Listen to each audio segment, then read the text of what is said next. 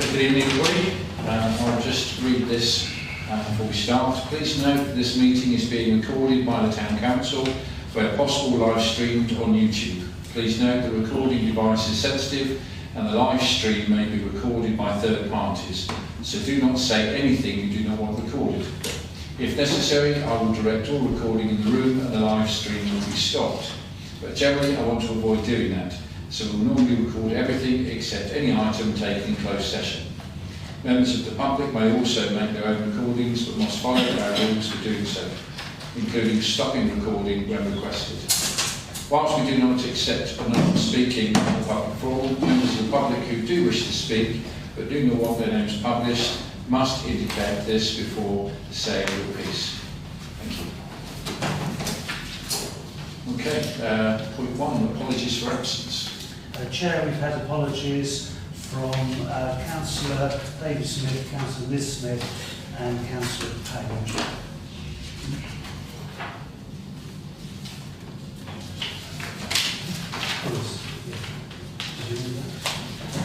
I'm assuming people are aware that Roger O'Day has resigned. That was obviously with immediate effect. So what's the next stage? We have on our website and on the notice board the notice of casual vacancy. So if people want to call a poll, then they have I think the 17th to achieve that. If that isn't done, then there will be the opportunity for the council to decide to co-opt at future meetings. Can you also share on the Town Council Facebook page? I can ask that to be done, yeah. Okay.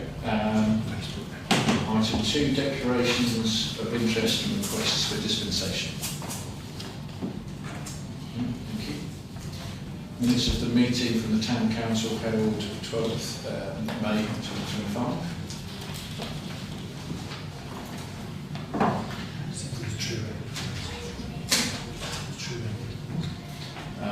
Do we have a proposal? This is a true record of those minutes. Thank you, John. Any second? Thank you very much.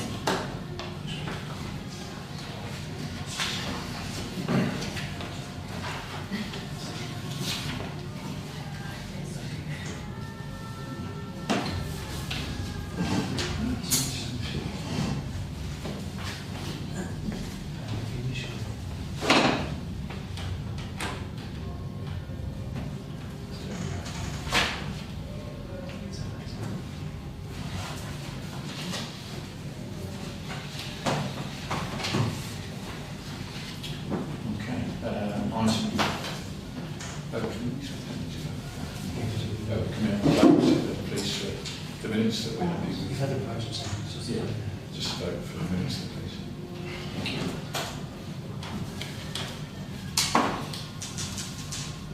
Okay, item 4, to know progress of actions arising from the minutes not covered by this agenda.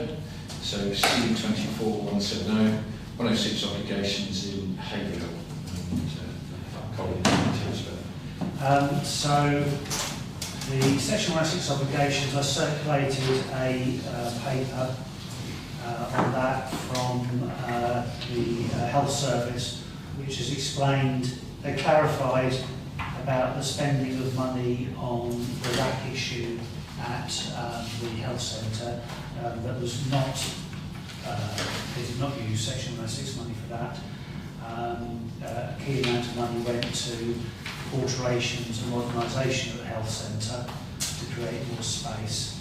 And then the document went on to talk about how they're considering spending Section 106 money from Great Willsey. So we've had the response from them. Yeah. Okay, any comments? Okay, then we've got C25, 006C, CP performance in Haverhill. I've not had a response from their side.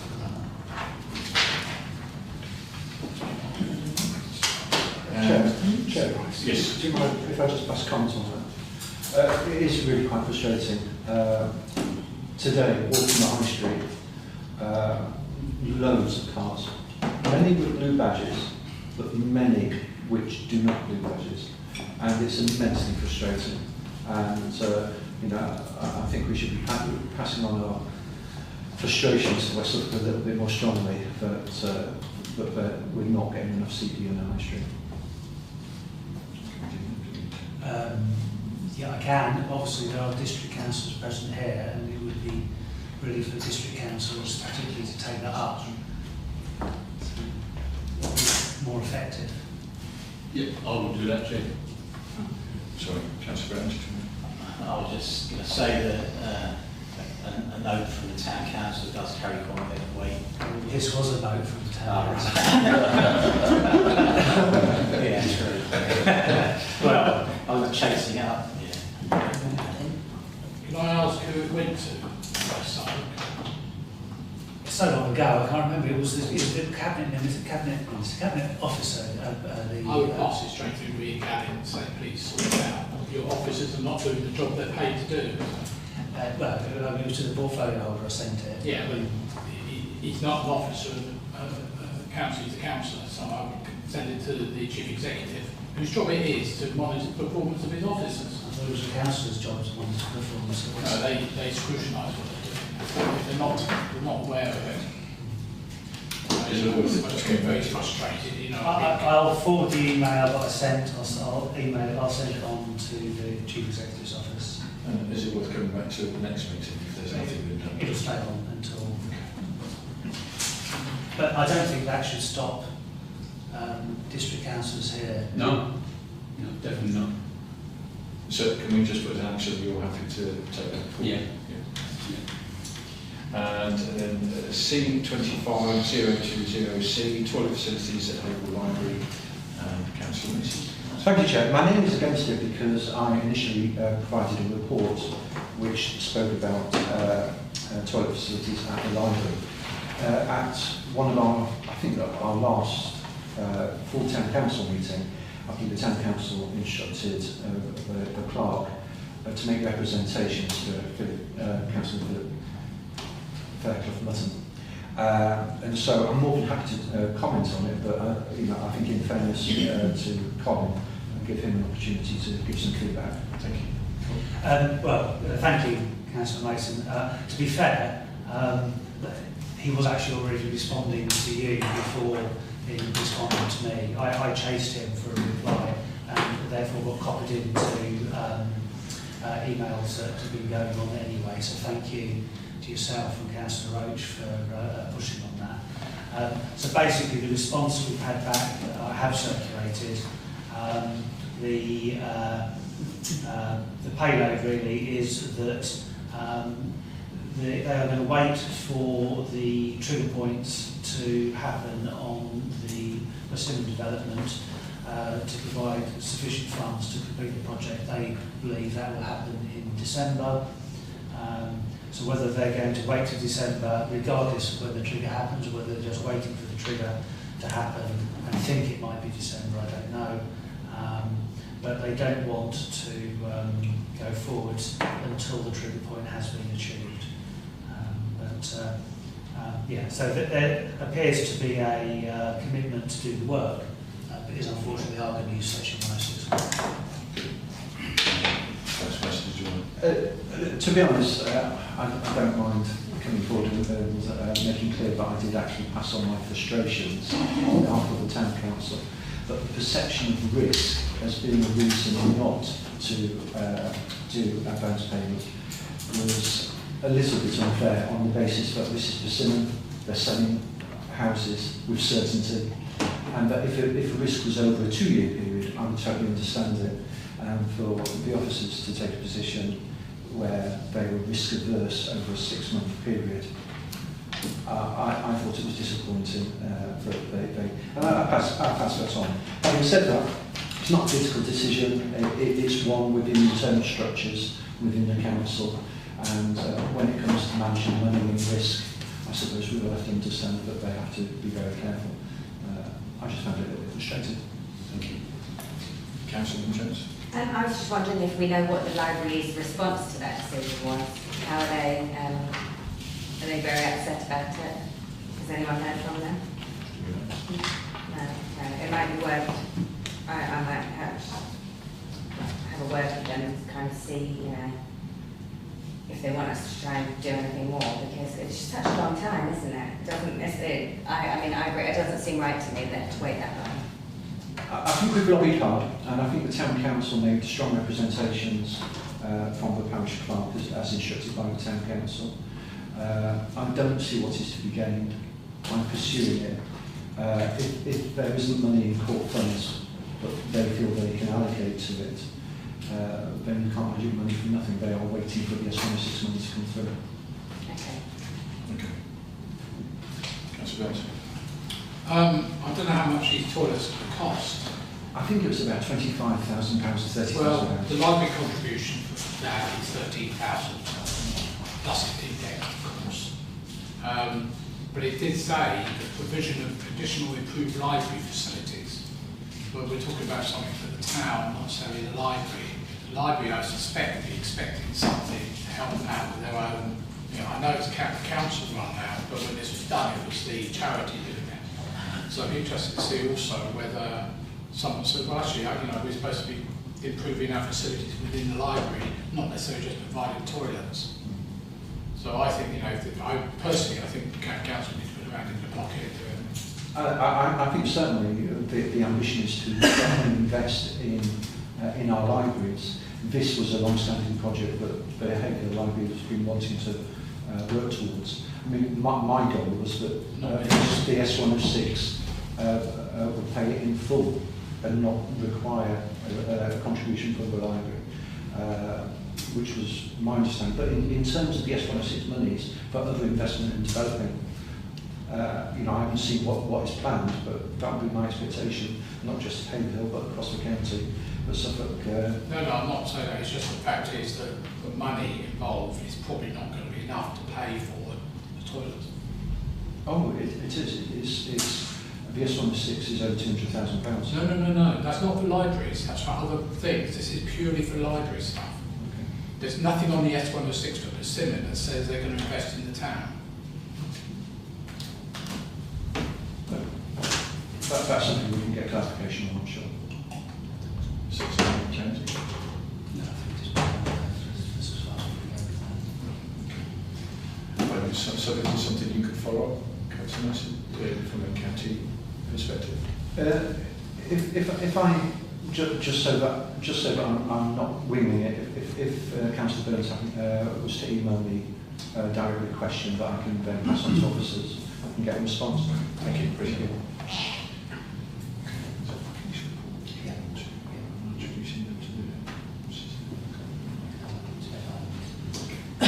Okay, going on to point 5, Inspector Holland, can get you to present your report, that would be great, thank you.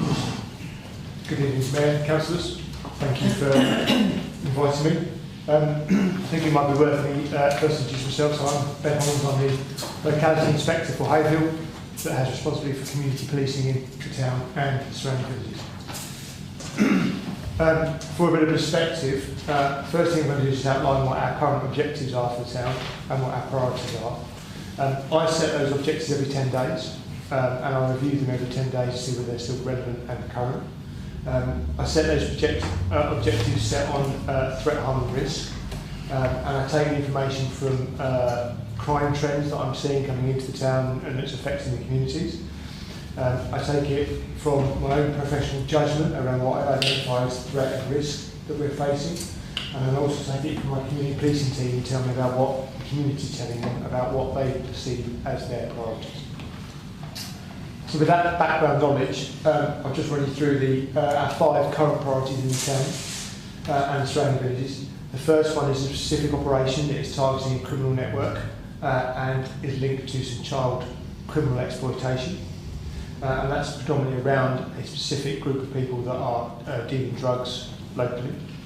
The second one is a crime picture around High Point Prison and some of the things that are affecting the community around there. I won't go into too much details for that because that affects some of the security around the prison. I hope you understand why. The third one is an operation called Topworth, which is specifically targeting antisocial behaviour and specifically street drinking within the town centre. I'll give you a bit more information about that in a minute. The next one is a general operation around drug dealing and county lines within Haverhill and Haverhill locality. That one is predominantly always in it because I think that carries the most amount in terms of the risk for vulnerable people. And that's generally about building intelligence and being proactive in terms of dealing with drug dealing in county lines. I'm confident to say at the moment we haven't got, I'm unaware of any county lines coming into Haverhill. That model, that county line model as we know it, has changed in terms of the picture and is much more either about local drug dealing by local individuals, criminals, or what they call as a postcode model now, where the line holder isn't in the locality and you can almost order your drugs to be delivered to your door by a courier. But again, there's a wider piece of work going on around that within the counties wide, because that's not just peculiar to Haverhill, the whole county suffering from that. And the last one is an operation targeting some key individuals that we've identified are perpetrators of domestic violence, where we've identified some vulnerable victims and we're looking to try and target those individuals, not necessarily through, whilst there are domestic violence and domestic abuse being reported to us, try and target them through other means in terms of other criminality they might be involved with. So that sets out kind of our priorities currently. As I say, they're reviewed every 10 days. They do fluctuate and change slightly, depending on what the crime trends are going on.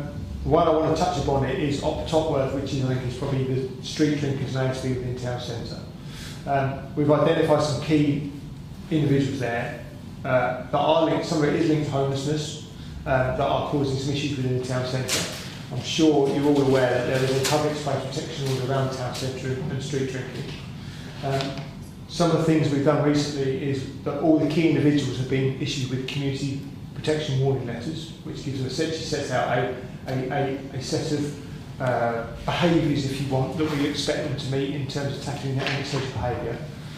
If they breach that, we then escalate to what we call a community protection notice offence, which is a more formal offence, which does carry a power arrest. Now, 4 of those key individuals have been given those community protection notices, and one key individual we're looking to seek a criminal behaviour order, which carries a lot more weight, but we have to go through the court process to get that. In addition to that, we are exploring evidence to see whether there's enough to support some ASB injunctions, which is a civil order, which we seek through the courts, and that's a piece of work we're trying to pursue at the moment, and that carries a lot more weight than the criminal protection notices that we've already dished out. But it's a series of, or process of escalation. We need to start at a low level and work our way through. We've also been doing quite a lot of partnership work with West Suffolk Council, so they're looking to review all the signs so that we make it clear where the protection notice, the PSPO, the public space protection order sits, and warning notices up with proper signage, because some of those signs are either out of date or have gone over time. We've also done some work around trying to clean up the bus shelter and the bus shelter, which I think hopefully you have noticed. That essentially got Topworth, so the ASB and the street drinking in the town centre. And the other area of work that we're doing at the moment is around the use of e-scooters and e-bikes, which I know is a topic of conversation. We have done some proactive patrols. We've had both roads policing team down and a proactive team called the Kestrel team down to try and do some enforcement around that, and we have seized at least one e-bike in the last week, and we have identified one person on an e-bike which is a child, which we've had their parents down and explained to them, give some education around the implications. Now, it's a really difficult and growing area of legislation for us as police to tackle. I'm sure if you don't know, I'll give you a quick education around the legislation, but essentially e-scooters are legal for use on the road unless they are taxed, insured, and you have a driving licence. They are technically classed as a motor vehicle.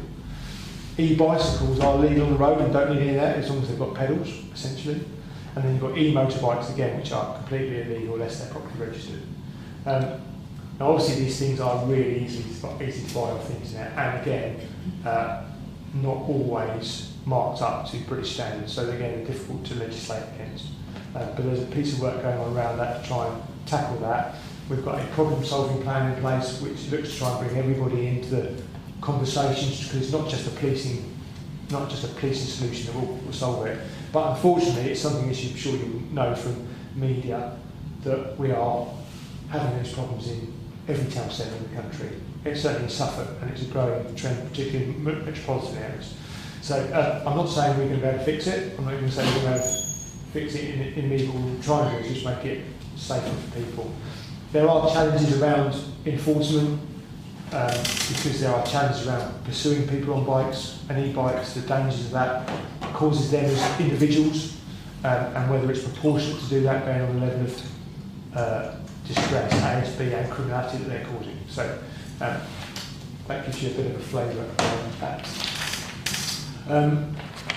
Just a couple of highlights. Obviously, community policing is all around engaging with the public, understanding what they want, what they look for, what they want us to do, what they want us to tackle, trying to get that two-way conversation, and also that value of community intelligence. We've just done County Lines Intensification Week, which there'll be some press coming out about some proactive stuff we did in the town around that, and also we're currently in ASB Awareness Week, so we're doing lots of publicity around ASB and understanding what that looks like.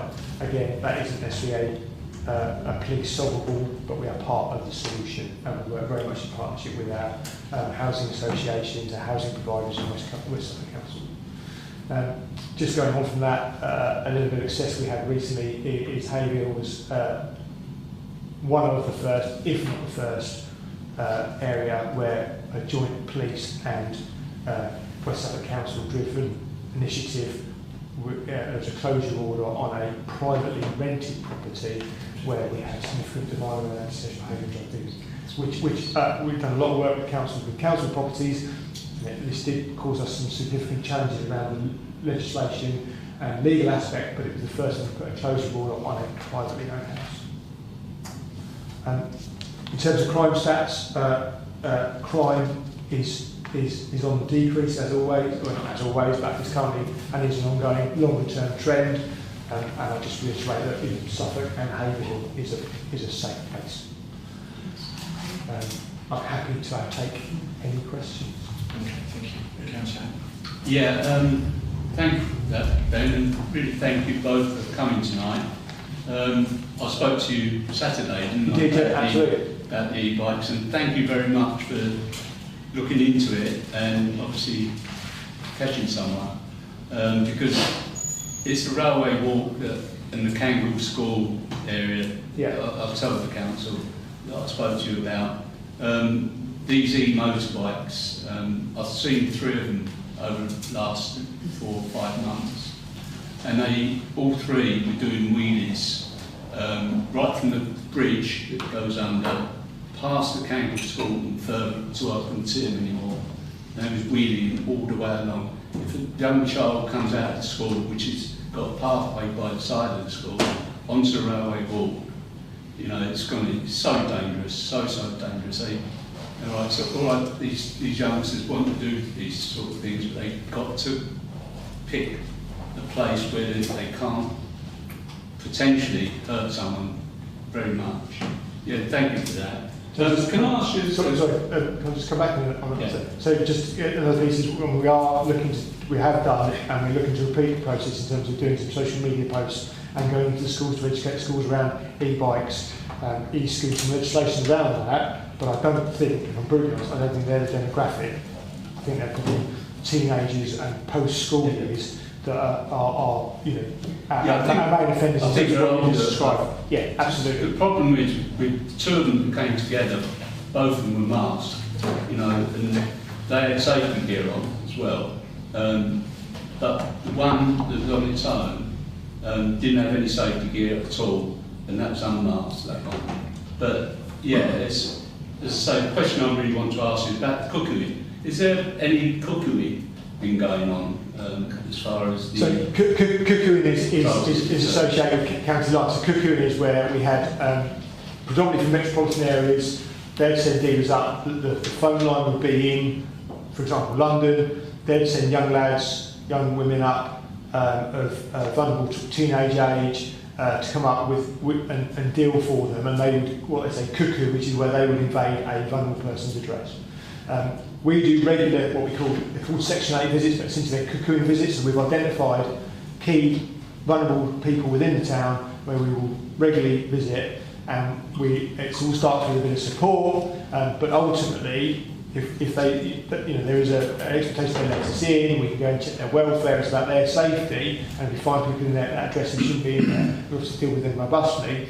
But that's the carrot, for want of a better word. The stick is, if they don't allow us that access, we will then start to pursue them through taking the housing off and things like that. Now, I am confident to say, as I said earlier, that we don't have a traditional county lines methodology coming into Haverhill, and therefore we don't see the level of risk around Cocoon. Thank you. Councillor Stitch. I'm just wondering if you are targeting what appear to be e-bikes because they've got pedals on, but have clearly been hot-wired so that they go up hills without pedalling. Yeah, I mean that's part of that whole e-bike, e-scooter picture, but it's very difficult for us to identify bikes that have been tampered with and bikes that haven't. But if it's going up a hill and no one is pedalling, well, no, it's not clear because the battery power will take them up a hill. Just because the motor is meant to be engaged in unless they are pedalling, and these are people who are not. I doubt you'll recognise them, but it's very difficult for us to establish what isn't and is legal in terms of e-bicycles. Okay, thank you. Councillor Rice. Thank you. Thank you, Aaron. I do believe that the community can play a role in terms of working with the police. I've been very fortunate to spend a little bit of time with a number of your officers. And firstly, I'd like to pass on and commend them. They're clearly passionate. Having local people as local police officers is an immense boon. And I must say how appreciative I am of the work that we do.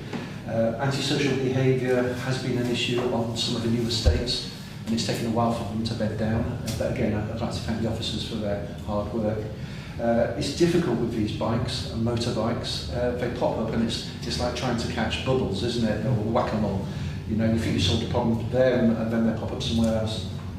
I think generally, as councillors, the best that we can do is spread the message, but we encourage people to report. Absolutely. And so that you can build up information, so eventually that you can enact and identify who these people are. But I'd just like to say thank you for everything you do. Thank you, I appreciate your support.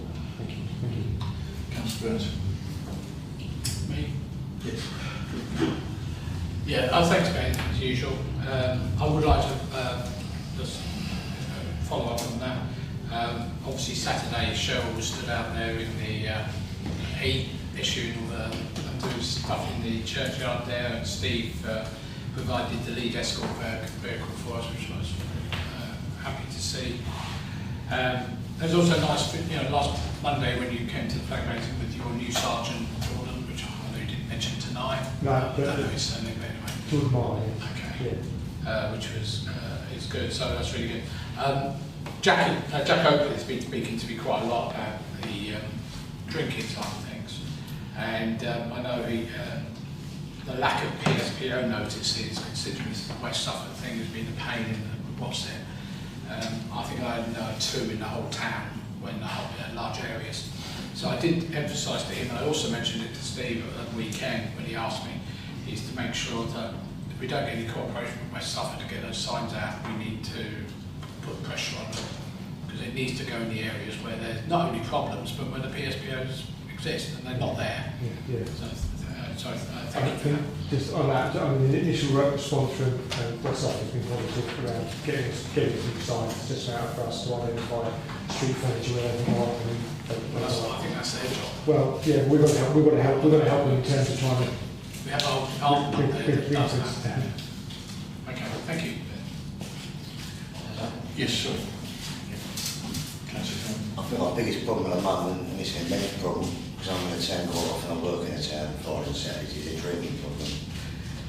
It's coming from outside of town now and meeting up. There's at least 25, 30 people drinking in town Saturday. None of whether it escalates to drinking problem, etc. But they're gathering in the market square at night, you're urinating in the churchyard, you're urinating everywhere. I feel ashamed sadly of the situation earlier on in the early hours of the morning. 5:30, the amount of people come into town and meet their friends who are drunks in there. And I understand you try to clean up the bus shelter situation, but just move on. But there's a good hardcore of them. And urinating on the high street in front of people and things like that. It's He's clamping down off him. Can I just ask a question? Is that, do you think that's linked to licensing premises within the town centre? Or are there people on the street drinking? No, these are street drinkers. Street drinkers. These are street drinkers. Okay. Definitely. So how, do you know, I mean, again, but the question is, for me, there's one for me to ask. There's very places, you know. But how, if they're coming into town, they're street drinkers, how are they getting into town to be the street drinkers? A lot of them actually live in town as well. Right, so it's not necessarily all Not just something to people. say that, I said there's a main hardcore in town, but now I've noticed the last few months, due to the weather, etc., it's escalated, there's more people coming in. Okay, More. thank you. Any other points? Okay, I'd like to thank Inspector Holt and Busy Clayton for coming on. I appreciate it. Obviously, you're welcome to stay, but obviously your job is done, so you can go whenever you want. Thank you very much. Thank you, everybody. Thank you. Thank you. Now we've got the ambulance report. I know we've got the council involved. Is there any updates any councillors might like to tell us about? Are you? This is the ambulance report. Okay, Sorry. So the county council's report, yes? No, this is the ambulance report. Oh, sorry. I'll say a word, Thank you. Thank you, Councillor Stitchcock. but I think everyone's in the loop by email that the rapid response vehicle that's been seen is badged East of England Ambulance Service, and it's probably maintained by the East of England Ambulance Service, and the uniforms that the folk are wearing are also similar to paramedics uniforms, but they are military co-responders whose scope of practice, if you can call it that, is the same as community first responders. So they are valuable, and I'm very grateful that they're coming from the other side, well, not the other side of the county, but considerably further north in the county. It's a 50-minute drive to get here, and then I think they're possibly doing 6-hour shifts here or something. They're spending quite a lot of their own time. This is not military time that they're spending, it's their time. And going back again, another sort of best part of an hour journey home. So we should be grateful to them for bulking up our community first response, but this is not the ambulance service providing the rapid response vehicle that we've been asking for the last 2 years or so. Thank you. Thank you. Councillor Brown. Yeah, thanks, Chair. If it's an addition to the actual service that you're supposed to be providing with, it's extremely welcome. But instead of, that's a concern. Obviously, we absolutely welcome to support these people coming over. I think coming from RF Huntington, obviously a tremendous job. But what we've got to be wary of is that they're not fully trained, as I understand it, paramedics. So as long as they're providing an additional service, that is terrific, to be welcomed. But what we just got to be careful of is they're not just there to bump figures up. To say that we've had a response to that C1 or C2 call, and it ticks a box, because that isn't the same as having a fully manned ambulance there. So we absolutely welcome that, but not instead of. And we have a meeting coming up, so obviously we can try and answer these things and update people as of then. It's July 11th. July 11th, yeah. Okay, item C. Councillor Mason.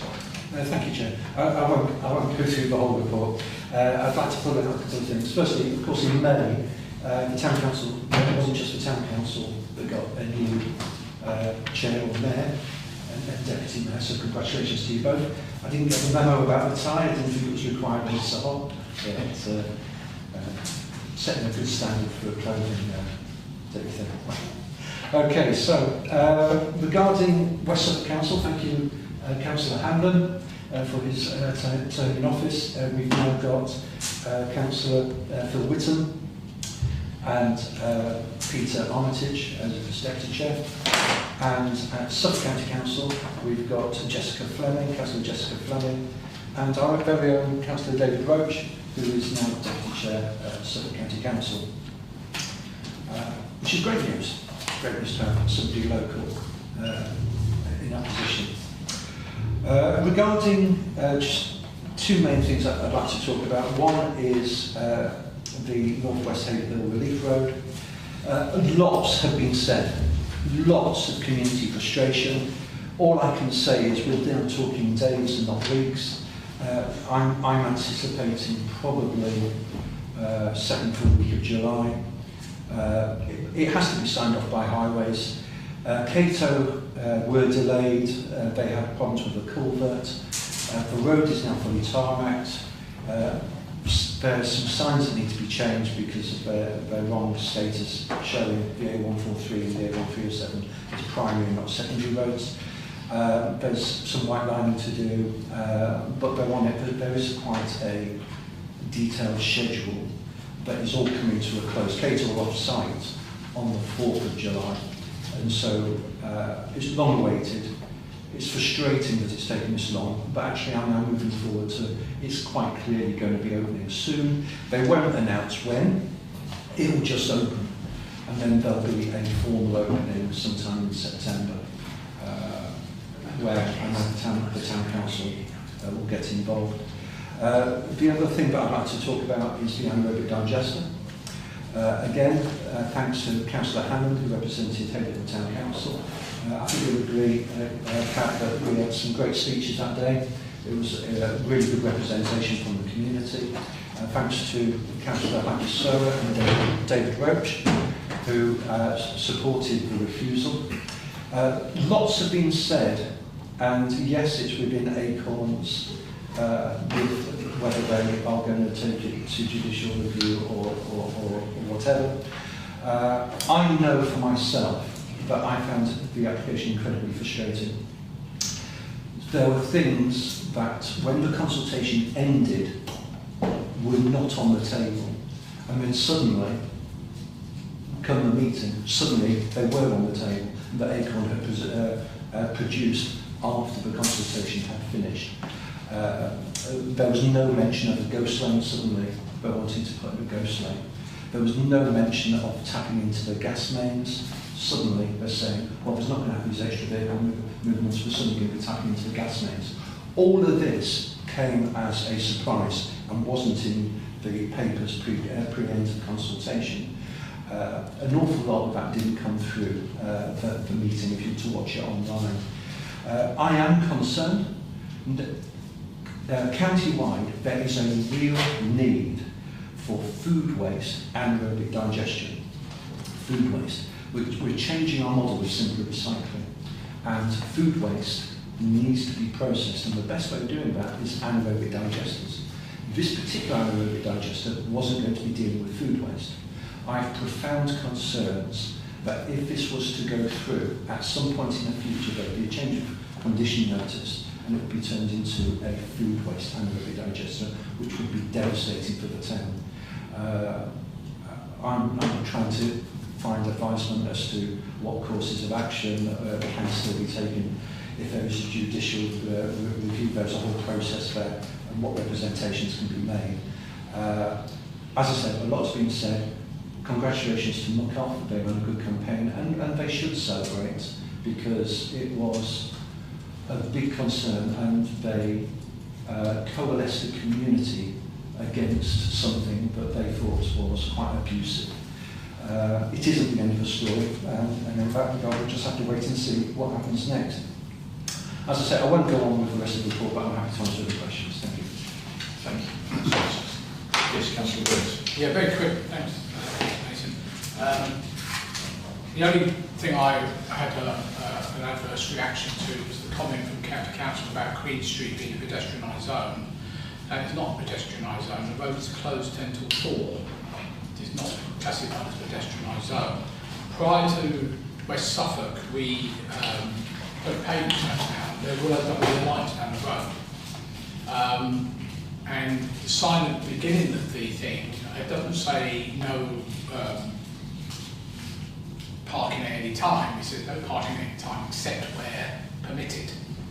There are 2 locations in that thing which I got the vertical signs installed because prior to that, in 2019, they were actually not enforceable.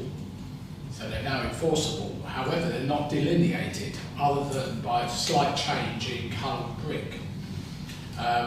So I think County Council need to understand their own regulations that they've implemented in 1999 that specifies that it's not a pedestrianised zone, the road is closed for that period of time. Yes, it might be pedestrianised during that period of time, but even then, emergency vehicles are allowed to go through it if they need to, and utility vehicles.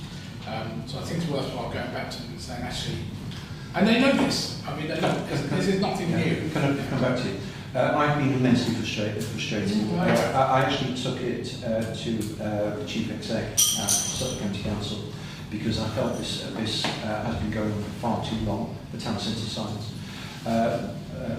The latest in my report does hint that the engineer who is going to be doing the signs now, and I want to put on record, you were always right, the town centre didn't need a new TRO for the High Street.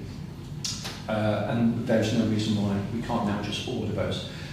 With the new designs, they don't do flappy things anymore.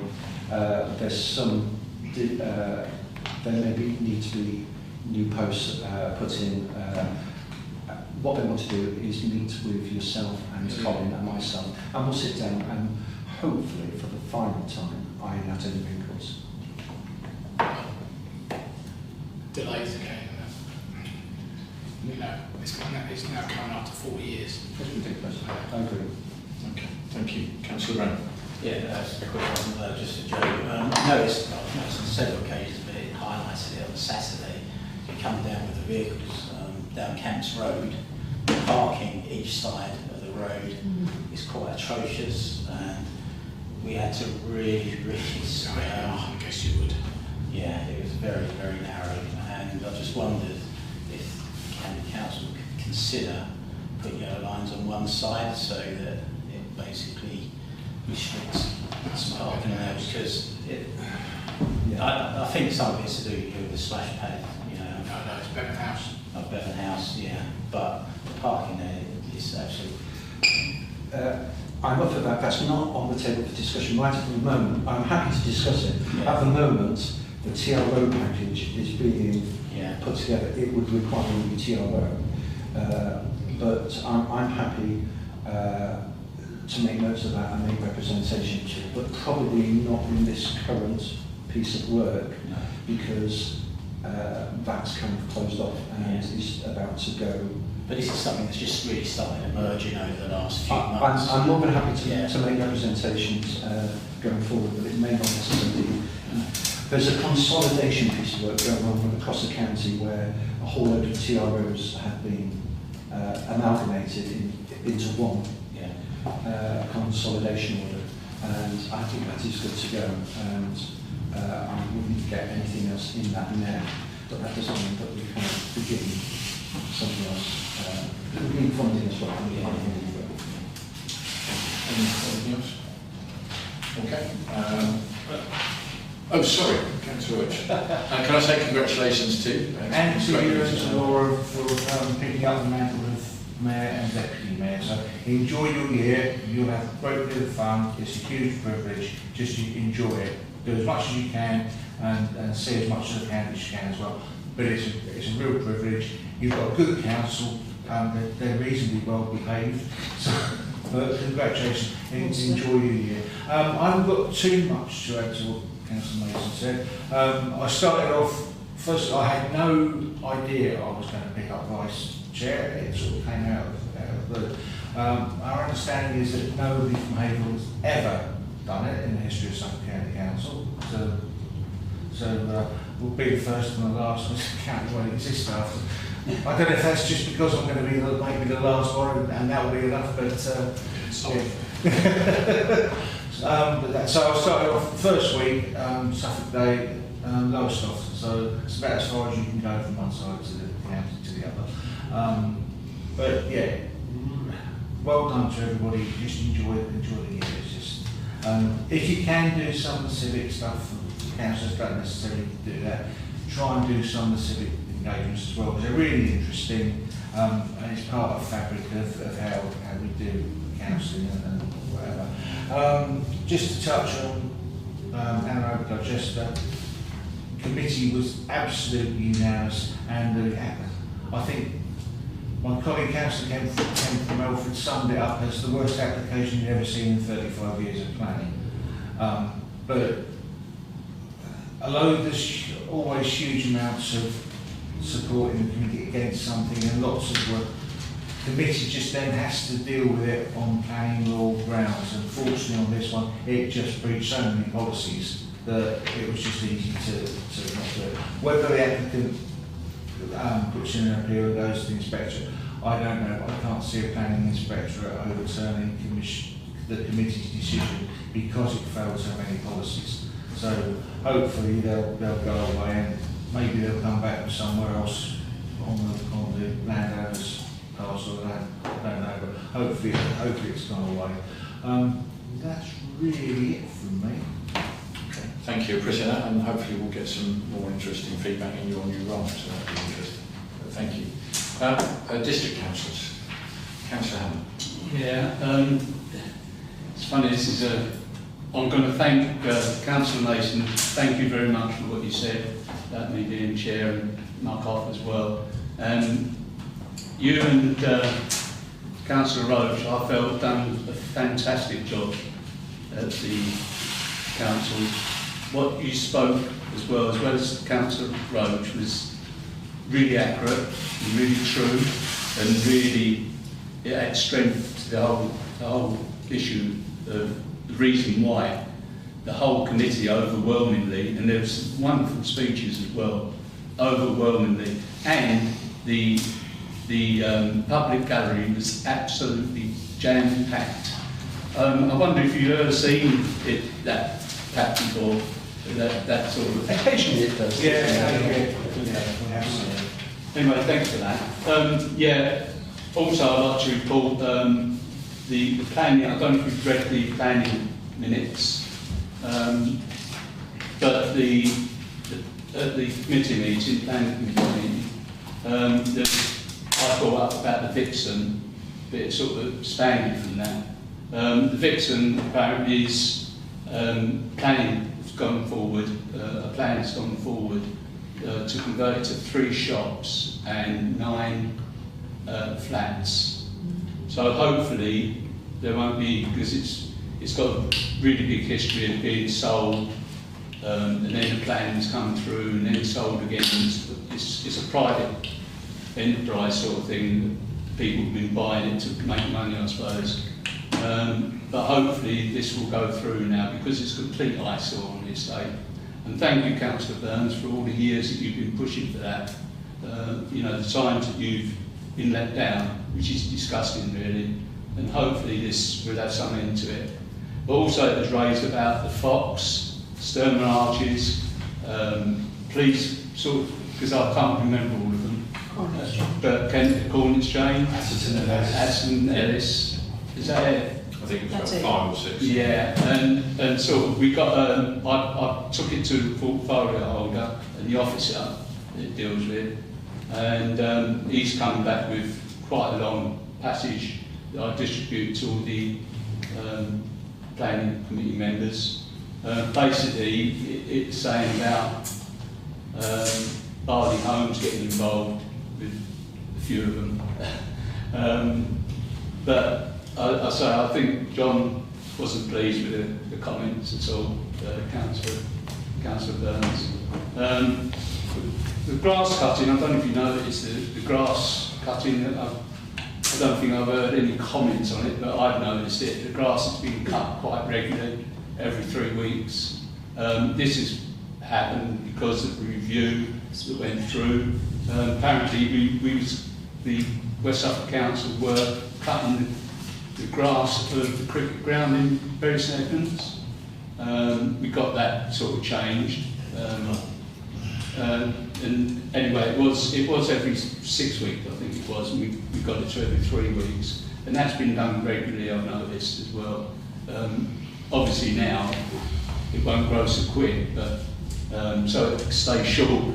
But it does grow very, very quickly when we have a lot of rain. So even 3 weeks, it still grows quite long.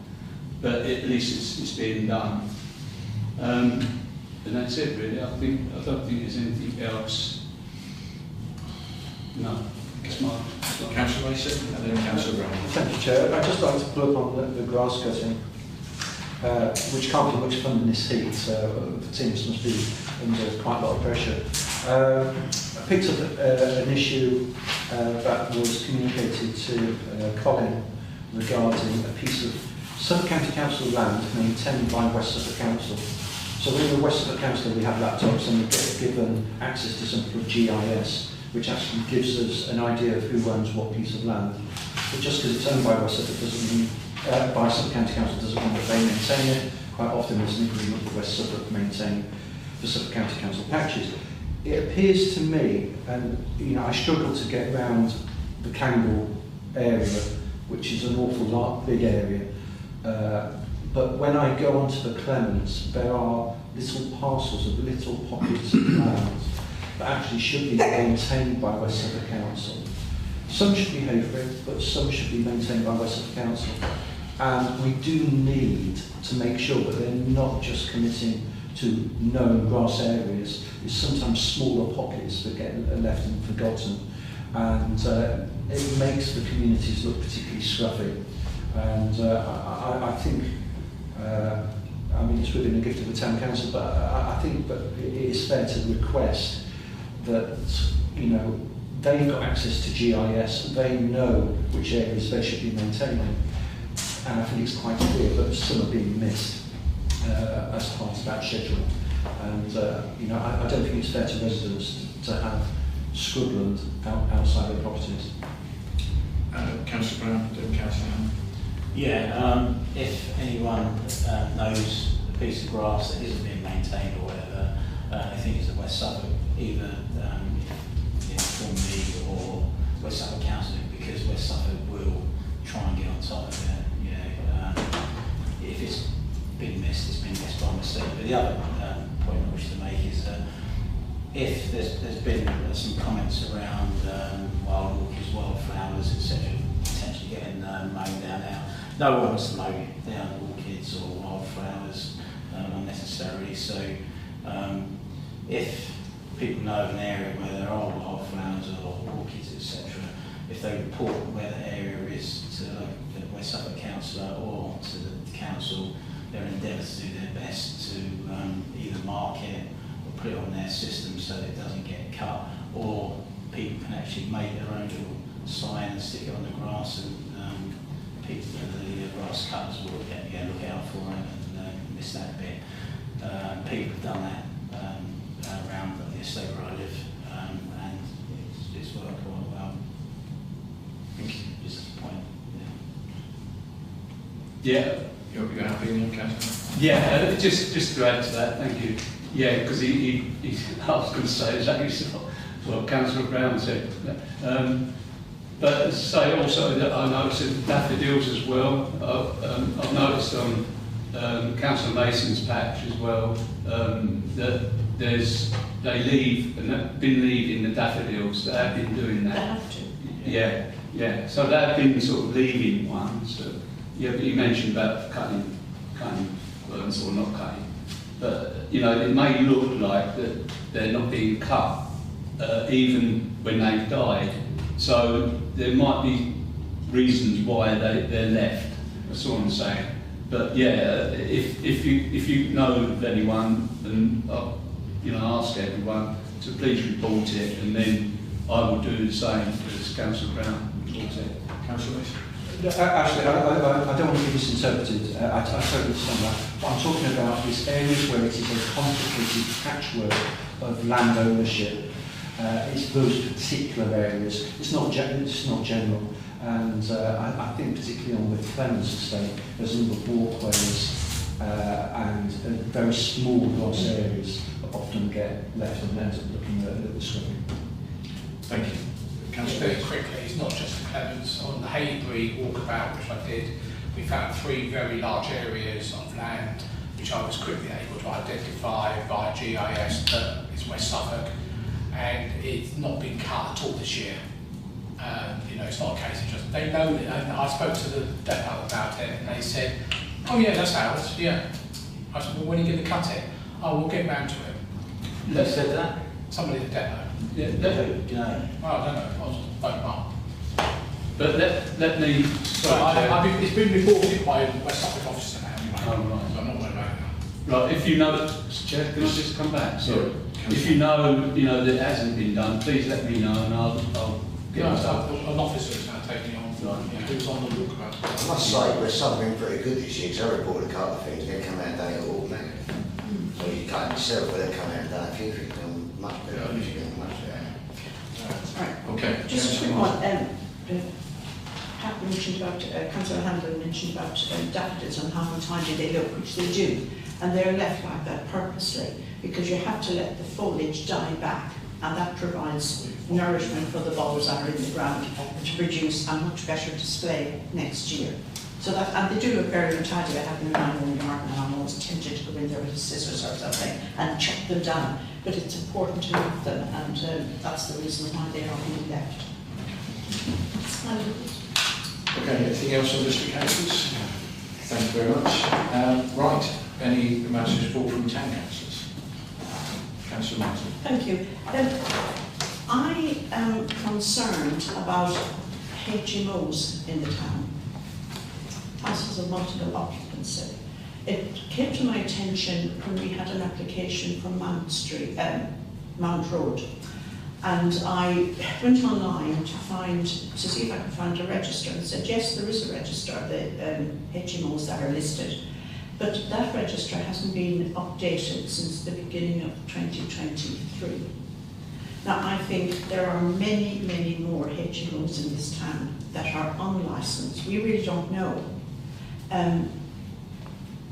Why has this list not been updated? I mean, I'm looking around to see if there's any county councillors who are responsible or who can add anything to that. But it certainly hasn't been updated since 2023. There are many unlicensed, I feel, from what I've been told, that nobody comes out. There's no inspections, we don't really know how many people are living there or what's happening. So I really would like that to be brought to the attention of whoever is responsible on West Suffolk to update the list, so we have an updated account of how many of those HMOs there are actually in our town. Okay, thank you. Councillor Green. Yeah, just to come back on that, the list does have licences that were granted in 2025 on it. Well, that must have been, sorry, that must have been updated since I went on. We had an application a few weeks back, I think we were here. Not all HMOs require a licence then. It's only when they have five yes. more people. Yeah, Most HMOs in Haverhill don't have 5 more people. Well, I think many of them have. They'd be on the list if they do, but most houses don't. We've had this like so many times that HMOs don't require any permission because they keep it below the point of needing a licence. Thank you. Councillor Brown. Yeah, I've spoken on multiple occasions about this at various locations and at West Suffolk. It's something I'm quite passionate about, and I totally agree with Councillor Martin. And I think all HMOs should be registered and licensed, to be fair.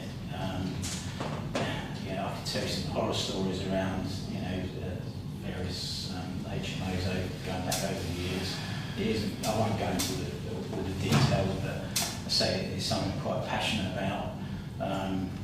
Not all HMOs are bad things, but we don't know, and the ones that are bad tend to be sometimes very bad. And I feel sorry for the people that actually live in them, because it can be extremely unpleasant. People fighting over who puts the money in the electric meter, who buys the toilet roll or doesn't, things like that. And it gets a whole lot worse than that, where you've got maybe 2 or 3 people as drug users in the house, and there's an empty room, and it could end up being taken by some vulnerable 18 or 19-year-old who isn't on drugs that potentially could soon be on drugs. So there's a whole load of issues around it, and I don't agree with that whole idea of where, because property in Haverhill is relatively cheap, and I put that in commas or brackets, it isn't cheap, but compared to other nearby towns like Cambridge, Bury, etc., people are purchasing these houses on estates, terraced houses where the knock-on effects people's behaviour in those houses can really bring down a square or a street. So it's, I come from a council estate and I know the effect it can have. So something I'm passionate about, and I sort of have raised it on multiple occasions, and I will continue to do so. Councillor Yeah, very quickly, I've been heavily involved in this for the last 12 years. There was a certain individual in town who owned 46 properties. I had numerous meetings with housing and God knows what else.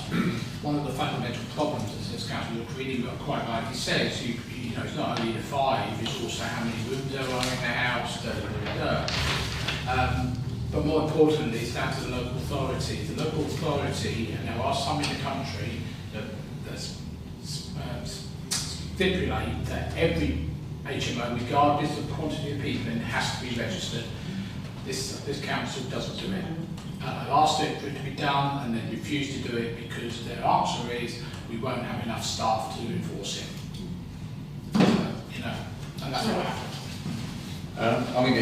we have plenty of district council in this. There's something that obviously we can push a little further as a united front, certainly as it's affecting, and there are obviously some concerns. Maybe we need to shake a few trees and see, maybe it's something we can report back in future, certainly district council meetings. Councillor Burns. If I can come back on that, is what has always concerned me, I think that concerns the council, is that they don't want to be too robust in the policing of HMOs, because they'll end up with potentially a load of people there got to house. So that's what I suspect. And as Councillor Burns said, some councils are exemplars how they run their HMOs. Every HMO is registered, they're inspected, they're suffered. Personally, I don't think they're enough now, and have never done enough, to be fair. Thank you. So, and Councillor Burns, we've got your report, which I thank you for. Yes.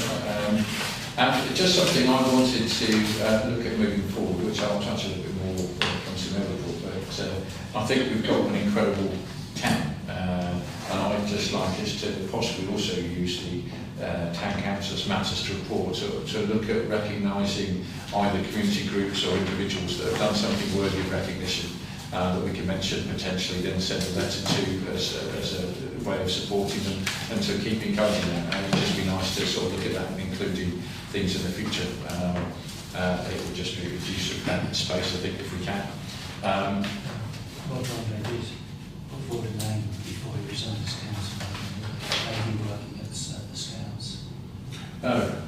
Sent out to all councils. Yeah.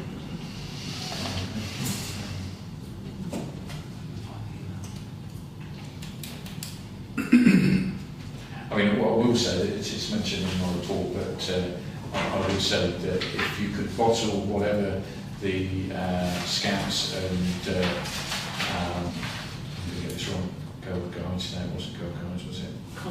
It was Jan Jennings of Haverhill Scouts and Guides. Scouts and Guides, I mean, I don't know if people have seen the actual hut, but the amount of hours that people have committed from a voluntary point of view to get it done, the amount of things that were donated from businesses and so forth to get that done, is a real testament to this community. And I think the fact if you could bottle that and keep saying how did they achieve that, it would be fantastic. And I think that certainly for me and the individual that Colin just mentioned, I think that's a real sort of thing that for us to be proud of, and that certainly the Scouts and Guides to be proud of, because it was an amazing fit. I mean, in terms of the value, it's probably immeasurable, but probably thousands of voluntary hours and thousands of pounds of equipment donated. Councillor Mason. Thank you, Chair. I just think it's also worthy of recognising Councillor Andre's community work over the years, his support of Scouts and Guides groups. I know he was a strong advocate for many years, helping to try and raise some money, and so I think it's only fair that probably recognise his contribution. I think that's fair to mention, and they will be a loss to the town council. Anything else? Councillor? Yeah, I've got the thing that like to mention. I was speaking to, and it relates a little bit on what Councillor Byrne said. Neil Williams, who's the art teacher in Samuel Ward, he spoke to me today, funny enough. Now he asked me, because he instigated the Queen Street gates, and also he got the students there, and he got, correct me if I'm wrong, Deltec help to build them. He was saying they look a bit funny, you know, not clean, and he asked me if he could clean them, both the gates himself, but he wondered if the town council could help with the cleaning material. I wonder if that's that. I'll do that as part of the work of the community wardens. Okay. So, yeah. Would that be all right? If he was to get in touch with Colin or the community wardens, that could be moved forward, yeah. Okay, great. Thank you for that. Anything else on E? Excellent. Moving through, and thank you very much for everyone's contribution. I will mention something actually. It's going to be mentioned in the Mayor's report, but I just wanted to mention, because they did blow me away, and I'm just going to have to find them now. It was a brass ability, and it was to do with the Haverhill Town Twinning Association, but it was the brass ability and the two children that played their trumpets and cornets that were absolutely incredible. I mean, not just good, they were absolutely mind-blowing. And what the daughter, who I think was Ivy, I mean, for somebody that's 10 years old to stand in front of people and play solos as she did was incredible. And her brother, Archie, thank you very much, he played possibly the most complex piece of trumpet playing. I mean, how he didn't just give up and just lie down quietly on the floor. But I want to mention both because in terms of being proud and seeing things as Mayor already, that was something to boast about, and their family should be proud of both of them. They were absolutely fantastic. Anyway, that's my last on that item, but thank you to both of those. And E, members of the public are welcome to make statements or put questions at this time. Yes, Chair. And the issues of grass cutting. I'd just like to report that where I live at Couples Road, and there is a triangle of grass there, and a section of it is a rockery. And presently, when they come to cut it, they will cut a piece of grass and leave all the section and the handrail that start from the top right down, which is a safety rail for my wife or anyone to hold on to it when it is snowing or anything like that, right down to the salt box. That is left uncut.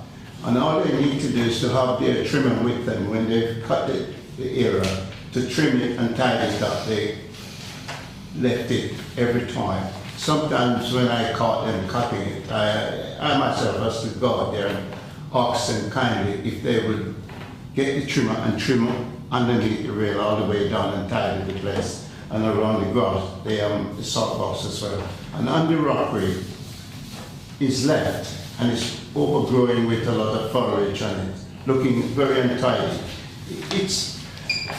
I find this heartbreaking to think that people who is paid to carry out the process of doing the job, they could just ignore certain things and leave it untidy and right away from it.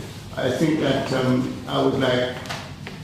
I'm putting in this company now officially, that each time when they cut, they should take the trim and tidy the place, right on the whole length of the rail, because they said that the more blade won't be able to go straight under. Well, that's what the trimmer is for, which they got, to finish it off and tidy it there, because it's looking untidy. The whole of that lay-by, that overgrown inside the lay-by along the edges. I personally had a cigar there some time ago. I spoke to the clerk about it. He will remember what I did. And tidy the whole thing and get the sweeper to come down and clear it. It's not good enough that into a residential area, that people who is paid to carry out the process and do the job bypass it and ignoring their duty to the process. And so I just like to make this a complaint to which I like it to be looked into, and it go on record that these people who carry out that process, they should do their job properly and tidy the place up completely, because it's look very untidy. Thank you. Well, it's a district council matter. It's a district councillor, W's Councillor Brown's district councillor.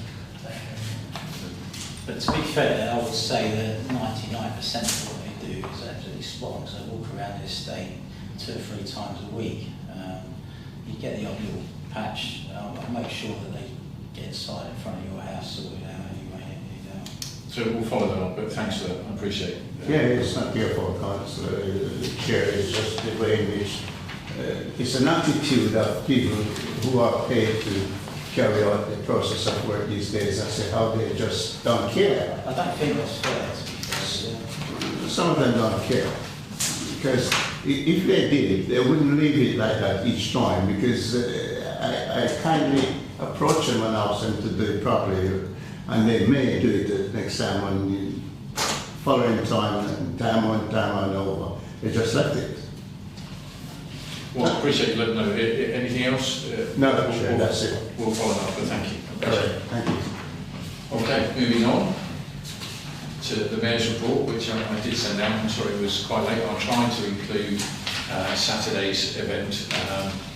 And I'm not going to say too much more, but what I do want to do is celebrate our town as much as I can, and so the report will try and do that more and more as I grow into how I'll try and put reports together. But I do want to, so if ever you've got something that we want recognising I can put in sport, please let me know in advance and I'll put it in, because I do want to recognise people and events and so forth. And it's been a fantastic 6 weeks, and I appreciate, as I said in my statement, the support from all of you to do it, and it is an honour, and I'm looking forward to the rest of the year. But thank you, that's all I need to say. Yes? With your permission, Mr Mayor, I should withdraw and let you do the rest of the council business. But well done, enjoy your year, and thank you for helping the meadow last week. That was a good day out. Yeah, it was. Thank you. Yeah, thank you. So, Councillor Brown. Thanks, Chair. Yeah, just would like to say around our course there Saturday, thanks for everyone's hard work. The Town Council have done a fantastic job. A lot of the people that came with vehicles, etc., they have been previously to other armed forces days, and they always say that Haverhill is by far the best. So there's a big pat on the back for everyone involved with that. I did put it in my report, so but just to echo that. That's from the vehicle owner's perspective. Okay, moving on. Item 7, One Haverhill Partnership. Anything to report on this week? You see that there is an event planned at St Mary's Church on Tuesday the 29th of July. We have, it's basically to allow the public a chance to talk about or listen to news about local government reorganisation, and to raise any concerns, so that representatives of West Suffolk and Suffolk County Council can hear them. That was something that One Haverhill Board asked to organise. So we have Cliff Waterman from West Suffolk, and I'm waiting for confirmation who will come along from Suffolk County Council. They said they will send somebody, and that will be an evening event at St Mary's for 6:30 on the 29th. Whether anyone will actually come along is a different matter, but it will be an opportunity for yourselves as well as members of the public to raise concerns. At the end of the day, we know there's going to be a unitary council for Haverhill. How far geographically it will spread, but it will cover Haverhill at the very least. So a lot of the concerns, regardless of whether it's one stretching to Lowestoft, not only stretching as far as Stowmarket and like that, it's still the same concerns. So an opportunity for people to ask questions. How will people going to know that it's on? How is that? We'll promote it. once we know who's coming from Suffolk County Council. And the wellbeing operator.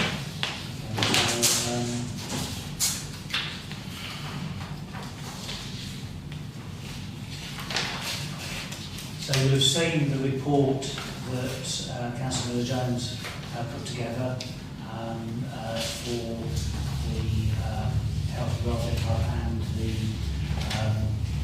budget that I put together based on the business plan. So just some reminders really. We've heard even this evening about concerns over mental health, people drinking, people's housing issues and all the rest of it. And we know that it's a kind of vicious circle, that people with mental health issues can end up with lots of other problems, financial hardship, etc. And financial hardship can result, I don't know what Phil will listen to, apologies for that. Would it help if we shut the door? You can do, there might be a No, it's fine. It's about, but it might help a bit, should I try? I expect their doors are open, which is probably why you're hearing more of it. But basically, if you have financial hardship, you can end up with mental health distress, etc. So that's the issues, and the idea is to bring everyone together so that the different services that are available that are there are all under one roof. And you begin to see some sort of synchronicities happening, and somebody comes in who has come to see the service they've heard of, which may not be quite the right service for them, but they're still in the right building for the right service for themselves. We know how difficult it is to map these services. It's so much easier when actually they're all kind of in the same place. It becomes somewhere people get to know about. So that's the aim. So the vision basically is this easy and convenient access. It's really about focusing on housing, but also the links to employment, to skills, to financial advice. So there'll be lots of stuff going on there.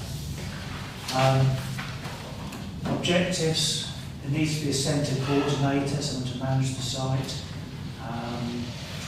The Stourbview Medical Centre is the location of choice. There are some anchor tenants lined up, not all that we could do with, but there's some. And we'll want to find plenty of sessional rooms. It was the Suffolk and North East Essex ICB that actually came up with the model, that they said that there will be people working out of there sessionally and also over periods of time, such as they have vaccination clinics as well.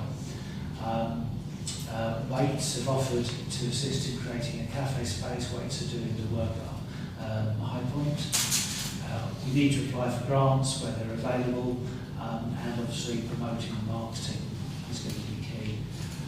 I wanted to really mention the finances. So the original challenge was Sarah Hedges, back in the day when she was working on the project, was asked to fill the place with tenants. And if you could fill the place with tenants, all signed up, prospective tenants in a prospective building, then we would actually then go ahead with the building. Unfortunately, that kind of, well, if we do this, would you do that? Are you prepared to sign a piece of paper to guarantee you're going to do that? Is really difficult for people. We know, particularly in the health world, it's very difficult because that kind of time scale that people have to talk about is very, very, well, it's very difficult. And I've likened it to deciding whether to open a restaurant by trying to book the tables. And if you can book the tables far enough in advance, you'll open the restaurant. Well, that never works like that. You open the restaurant and you attract people in. And of course, we know that's how West Suffolk worked with Provincial House. They wanted to prevent AXA moving out of the high street because it valued the footfall. They bought the building, did the works, then they got West Unity Trust in. So it's not at all unusual for any organisation to open something and then fill it. We already do have people lined up, but there are more anchor tenant spaces. And frankly, if that's the way it would have to be delivered, it's never going to be delivered because it's like spinning plates. So we need to be able to say to the people who have said, okay, yes, we're seriously interested, if we leave that 6 or 7 months, then, well, they've still got to run their organisation. They might get a different offer and say, well, no, if this is going to come along, I'll go somewhere else. So, really, if that's the way to work it, it's never going to be delivered. And really, it comes down to someone needing to take a leap of faith. And the question is, well, it's not going to be the town council for Haverhill, but who is going to come and do it? Because it doesn't look like anybody else is. So, because of the financial issues, the ICB has allocated an additional 35,000 in Q1. There was 55,000 allocated to Haverhill for mental health work, originally 20,000 for this hub, 35,000 for grants for various projects, but the mental health advisory group, action group, voted that this was more important than a grant scheme because it achieved so much. So a whole lot can be allocated.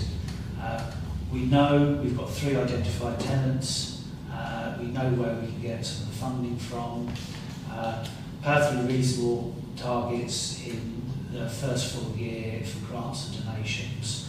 And there was a request for locality budget contributions towards set-up costs, which we'd like to think we can actually get a lot of that stuff done by begging and borrowing.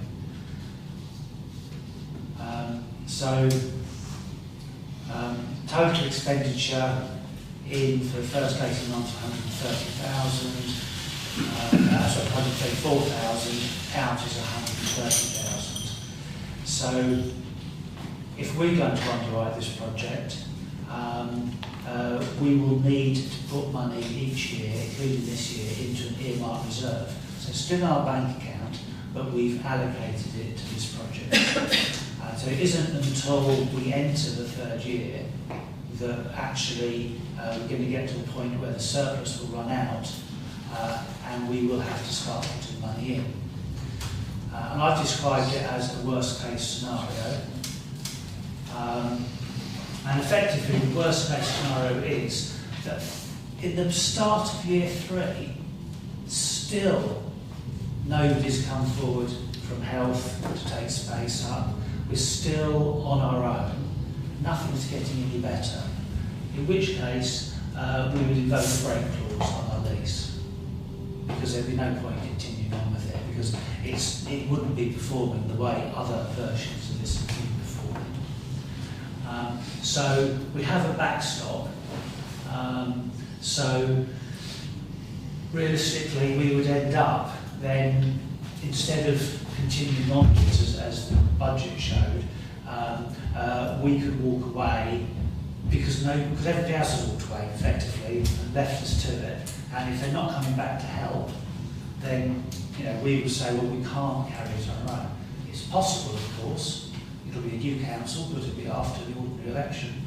That the results we are getting, whatever they might be, that council thinks that investment is worth continuing. That's a decision for them. It's not a decision for now. And to be honest, you don't often get project proposals that go past year 3 anyway. So that's where we're at. That's the recommendation. It would work out, all in all, that it would cost us an average of about 10k a year is what we'd actually be up for putting in. If we took the 3-year break. If we decided to continue through year 3, then yes, the costs start going up. But that's only if that council decides it's happy with this worst case scenario. So it's down to councillors now to any questions. We'll try and answer it as often and as well as we can. What are you wanting from us this evening? Ideally, a decision to go for it, to actually say yes. And I'll go back to the last slide there. So, recommendation is that we go for this, that we take it that that's the worst case, that you invest in this, we take the lead, and hopefully everybody will come on board as they did over in Leicester. And there's no reason to assume that people won't come on board there, but if they don't, we can walk away. Okay, thank you. Councillor Brown. Yeah, what I was going to say, it's a sad reflection really on sort of local health provision, etc., local government in one way as well, that we're needing to do this as basically a parish council. But it's, I think it's going to be a credit. Hopefully it will come forward, and it's a credit to our town council that we're actually stepping up to the plate to provide this. It does concern me. I'm not very happy that West Suffolk Council, I know the first year was rent free, but after that they charge us £25,000 a year for this hub. It isn't for our benefit, it's the benefit of the residents and the West Suffolk Council residents as well. So I actually did write to leave the council last week to say, can you look at this again? I don't think it's fair, that Haverhill Council, Haverhill Town Council are doing so much of the heavy lifting on this. All in all, I'm in favour. Thank you. Councillor Jones. I just wanted to say thank you so much, Colin, for your work on this. I reflect that straight back. No, I mean, it's, I'm so happy that we've got to this point, because I really thought a while ago that the numbers just weren't going to add up, and it was, it wasn't looking great. And I'm just, I'm really grateful to you for your budgeting and your the stuff you've done, because I think we're at a point now where it just makes so much sense. We've been wanting this for our town for so long. It's been being wanted since well before I was on the council. People have been talking about having something like this, and it's amazing that we've kind of got to a place where we can actually have this hub. So I'm very excited, and I think it's going to be brilliant, and I just think it's great, and I'm really happy. So I'm definitely voting for. In fact, can I propose? We need a proposal, right? Yes. Ask up questions. Yeah. This one. But I do propose that we go ahead and take on this project. Okay, thank you. Councillor Burns. I've got big grave doubts about this from a financial point of view. We say we have 3 cities, one of which I know is also looking at an alternative location. There is 0 input from West Suffolk, 0 from County Council. We're effectively handing out 25 grand a year to West Suffolk for a building they bought, which we should have bought, to be honest with you. They've got plenty of money in the bank to buy. We could have done all this without paying them 25 grand a year rent. I also have a problem that the fact we have to employ yet another person to manage this building, to coordinate this and everything. I do think we ought to just divvy it up amongst existing staff. I'm concerned that if we go for a lease, we'll end up with a full repairing lease, which I do not accept whatsoever. It's not a full repair. Fine, that's good. If that's in writing, then I'll accept that part. I don't know why West Suffolk are not putting any money into the project at all. £5,000 locality. Actually, that locality should not be used for these type of projects. They're designed specifically for projects that benefit the community in their local area, not in the central area and other things. I think they ought to put their hand in their pocket and do so. Same with County Council. Doesn't matter how much it is, but at least put something in. They're not doing it. Yes, we may then walk away after year 3, and I don't have a problem with the report itself, I have to hasten. Don't have a problem with that. It's just the financials. I do worry that this and other projects we've got on, we're going to put this council in massive debt over the next few years. And, you know, it's only us. We are a parish council. You know, we're not a district council. We've got unitary stuff coming up. If you could find some other way of doing it cheaper, then I wouldn't have a problem with it. But I do reject the ability to pay West Suffolk 25 grand a year, which after all is a commercial rent for that building. I've looked into this, and it's so they're acting commercially again, not for the benefit of this one. Yeah, so that's what exactly what you've done. So that's my view on that. Thank you. Thank you, Councillors. Councillor Hammond. Yeah, thank you. I fully concur with Councillor Burns's. Although they are giving it free for the first year, it's not. They have gave something. 6 months. But 6 months. Oh, 6 months. Sorry. Oh, right. And they have kept it empty for all this time as well. They've kind of given us looking backwards as well as forwards. Yeah, that's true. Yeah, they could have got someone else in, and they've been waiting and waiting and waiting. And it's Sarah Hedges that's done most of the work for this. She's been pushing and pushing and pushing for this. So it's we got to think, at the end of the day, we got to think of the people we represent. We represent the people of Haverhill. Yes, obviously the cuts have been over the last 14 years for local government. They've taken a massive, massive hit over the last 14 years. 60% of their budget is gone. You know, West Suffolk Council, for instance, they 2/3 of their finance from government paid for everything. 2/3 of it. Now it's less than 1/3 because most of it now comes in for rents and things like that. As you just said, rents for places they buy. They can buy them so they can get the income, and that's because of their money from government that's been cut drastically. So yeah, that's what I'm saying. I'm just giving them a reason why they're doing it. But I do agree that they should contribute more. There's no doubt about that. They should contribute more. But I think at the end of the day, we've got to think of the people of Haverhill and what they need as a town council. So sometimes we have to, we've been hit quite a few times with cuts from West Suffolk Council. They used to give us subsidy for this place, and they cut that completely.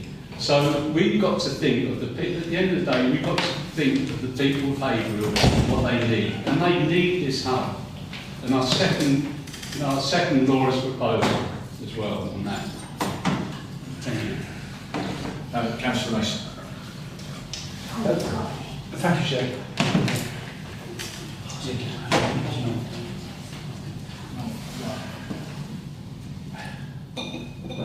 With local government reorganisation, I think one of the big questions is what functions do parish councils or indeed, I often think that we're more than a parish council, we're a growing town council, and what the future parish councils, what is their scope, what do they want to do to add value to their communities.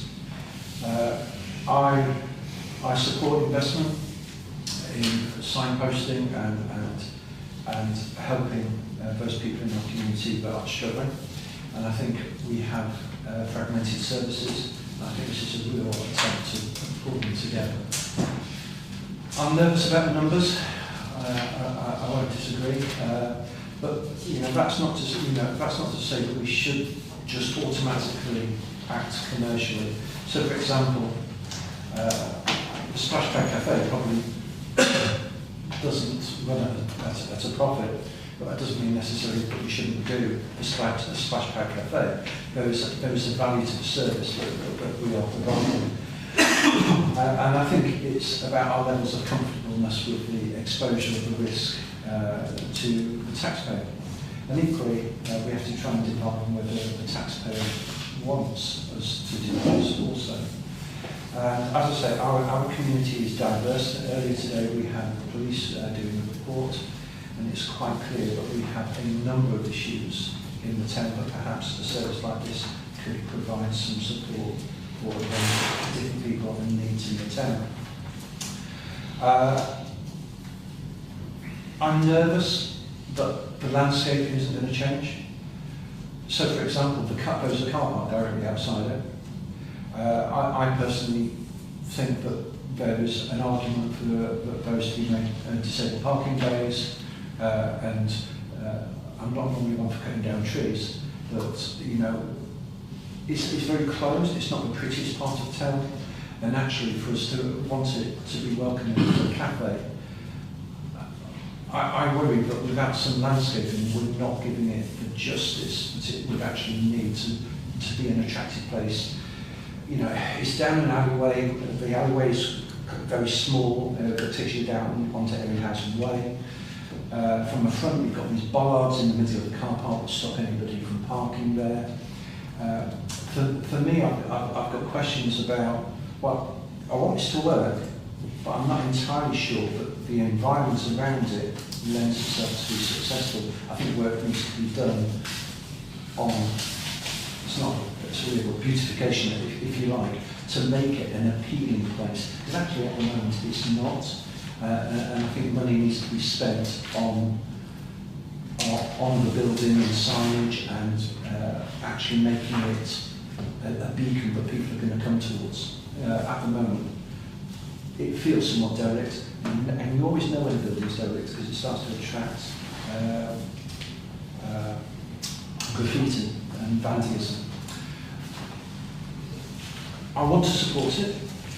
I don't know how I'm going to vote. I want to listen to some other voices. It's important that I think services like this are provided, and as I said before, you know, we have fragmented services, and actually to bring it into one roof, I think there's great social value in that. I think it's a board-joint decision, and I'm interested to hear what the councillors have to say. Thank you. Thank you, Councillor Byrne. Yeah, it's a great thing for the town, something we really need, but I'd vote for it, but you need a lot of things looking at first when you go down. I mean, the actual appearance of the place when you go down and walk down, it looks like it's like a dead end there. And there was stuff like that bit of land beside each other, but to put it in that bit of land there to just say for disabled parking, then bollards there is like an entrance blockage in itself. And that's spread in the cafeteria, I think that'll be a complete waste of time with the cafeteria because there's so many youths in town there, most of them are struggling. I don't think you ever make a living out of a cafe being in that sort of situation personally. But the other parts of it, I've read the report, I don't really read the report, but I've read the report and it's very, very good. Very good, all for it. It's another good thing for the town, we need something like that, we do. If the finances are right. Thank you. Just come back on that. Yes. Thank you for that, Councillor Fleming. In terms of the cafe, you echo what I've said, and you'll notice in the budget, it's not there. Yeah. It's not there. It's going to have to look after itself, but it's the original thought, which I squashed fairly quickly, was it would be a great source of income. Well, we run a cafe inside a building, we know it won't be. But what will be important about the cafe part is actually well-being hubs are quite often cafes, and it's about the kind of the ambience, I guess, in terms of people coming in and having a coffee and immediately sitting down and being able to relax, and it not feeling, as it looks at the moment, obviously. Might get a cocktail bar and a few drinks. There could be some mixed messages in that. At the moment, it just looks like a doctor's surgery, and everyone's absolutely right about the appearance. And West Suffolk have said that. The 25,000 is something that they weren't prepared to shift on, but you know, the idea that then actually, well, they have to look after it, because that's where the 25,000 can go. It can go on actually maintaining that building, and that's written in now. That's the deal, and if that disappears from the deal, then we'll disappear from the deal. Certainly, I think accessible parking it will be an excellent idea there, because if you're familiar with the building as a surgery, it had a funny little wheelchair park, scooter park, just kind of inside the front doors, and then the accessible toilet. But I've been talking to West Suffolk about those being knocked together to provide a town centre changing space for people, so they don't have to go to Tesco's. So the service that's there, a changing space, and space to have blue badge parking, and actually quite a level, so it's a very shallow way to get to the high street, up past the post office there. Kind of works. So yeah, absolutely, that area needs beautifying. Thank you. Councillor Jones. Thank you. Yeah, I completely agree with everyone about us needing more investment from West Suffolk and needing investment from County Council, which Joe is aware and people are aware that I've been really for a long time saying County Council responsible for public health. There's statutory, they have that statutory responsibility, and what this hub will be doing is a lot of their work for them. It will be taking on the public health that they are responsible for. So in my opinion, they should be putting in a lot of money. What I have asked Joe to approach them to request funding for it. Joe, I believe, is waiting, but I believe you will actually make that request for us. No, it's more complicated that, because when we had a meeting, yourself, Colin and myself, but there was, I think it was left with Colin to reach out to Stuart Keeble, is that correct? Yeah. The trouble is Public Health and the ICB have all been effectively shut down financially because, as you know, NHS England is being completely revamped. The ICB has been told to lose 50% of costs, etc. So at the moment, whilst we've got local government reform and health reform at the same time, there's nothing we can do about that at the end of the day. If we wait for those two tectonic plates to finish shifting around, we're talking, this is in 2028, isn't it? So this building, everything has to be long gone down the river. I did make representations to Stuart Keeble, Director of Public Health, and he said that any money that they had after COVID has now been spent. There was no new money for new projects.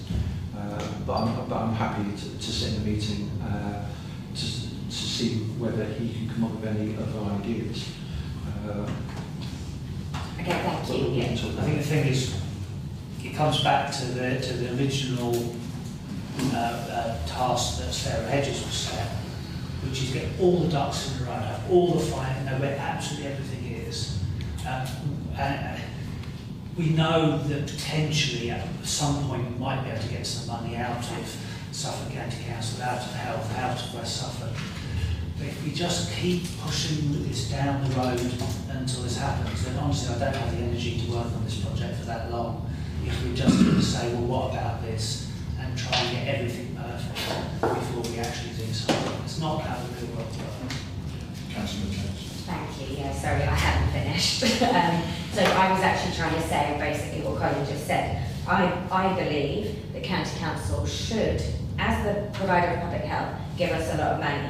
Colin has done amazing work on the budget and he has managed to make it work without that. That doesn't mean we stop asking for it, and same with other things. This isn't a, oh, nobody will give us money, so we're just going to do it ourselves. This is a, we're going to do it because we can, and we're still going to try and get this money in other sources. So I think that's really important to understand. I personally am not satisfied with just saying, oh, county have no money.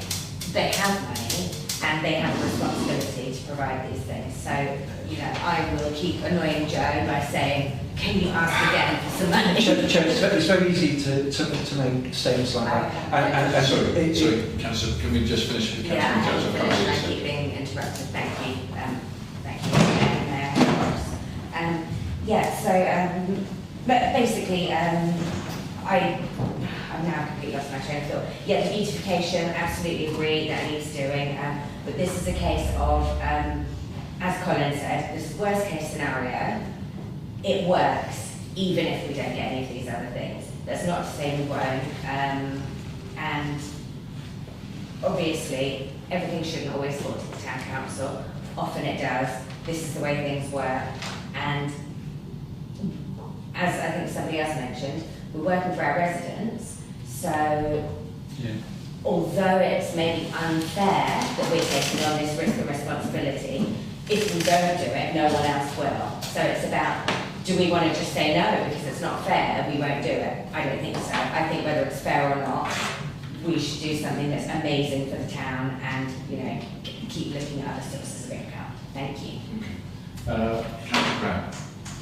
Yeah, I think Laura summed it up quite well by saying, if we don't do it, no one else will. I think that totally underlines it. But it's just, it's so frustrating that, if this Royal Bee Club works as it should, it's going to save a lot of these organisations a lot of money with Southwark Council, Southwark County Council, plenty of others. So it's just a little bit frustrating that they won't commit or haven't got the funds to commit. So that's frustrating. That's a bit of a battle we're going to have to fight. But I just wondered, at a technical level, how it's actually going to work. Is it just going to be like a front desk there? Does someone walk in and then they get pointed to who they think, and different parts of it speak to each other? Because that's what worries me around GDPR and things like that. People, I can't say anything to that department. I'm hoping this is all going to be sort of homogenous and all going to people who will be able to speak to each other and that sort of thing. Okay, so Cunningham, have you got a response for that? Yeah, just so the idea is, so I meant to say before, the thing about the cafe, so the cafe isn't about making money, it's not about income. It's about the idea that people find it very difficult sometimes to walk into a clinical space, if people are having mental health issues, if they're anxious and stressed, it can be quite difficult to make that decision. We had somebody from, I think it was Helen from the Link, was talking about how people kind of walk past the door lots of times, often before going in, because it can be quite a big step to go in. So the idea is by having a cafe, it's a space where you can just go, I'm going for a cup of tea, that's all I'm doing. But then once you're in there, it's a bit easier to ask for help. The way the building works, there's a big waiting area right when you walk in. I don't know how well you know the surgery, but you walk in and there's a kind of big waiting area to your left, which is what would be the cafe, and then straight ahead you've got a desk, which would be the reception. So the idea is you can go straight to reception if you want, but you can also go to the cafe and relax, and that's sort of the way it's supposed to work. And obviously you've got the coordinator coordinating all the different things. They know what's in. The person on reception will know what is kind of available on that day and be able to signpost and say, this group can help you with your problems of things. So it's like the receptions, the sort of, and then because there are the different sort of services in the same building, you can do the warm handover where someone actually kind of takes someone from one room to another rather than kind of saying, I'll go there, and then the person might get scared to go there. Yeah, exactly. So that's the idea, that it's all kind of warm and open and just... Yeah, that's what Does that answer your question? It does, and just one other little point I was going to make on it. There's if I remember rightly, there's quite a nice garden at the back there. Yes. We make most of that. Yeah. Yeah. That's one of the big draws, actually. Yeah. We wanted something with an outside space that could be used. Thank you. Councillor Creed? Thank you. I think the project's a great idea. I can really see that there's massive benefits for our residents. My problem is I really worry that as a town council, do we have the capacity to take on yet another project? We've got so many projects going on at the moment. We've got the Arts Centre redevelopment, we're looking at taking on another leisure site in Haverhill, potentially. We've got another one coming up tonight and at the end of this meeting. Have we really got the capacity to keep taking these on? I worry over time we're going to need to get more staff to be able to cope. The Town Council's got a long history of firefighting and fixing problems that other people cause us in Haverhill. But we can't fix everything. We can't continue to take on every project. People of Haverhill have a huge wish list of things they want to see, and rightly so. But we can't take on all of it. And ultimately, what we're doing by taking on all these projects all the time is we're giving other people an easy ride. And essentially, the people of Haverhill are paying twice for services they should be getting. So therefore, I kind of struggle to support these things, that we're taking all the risk and everyone else appears to be kind of walking away.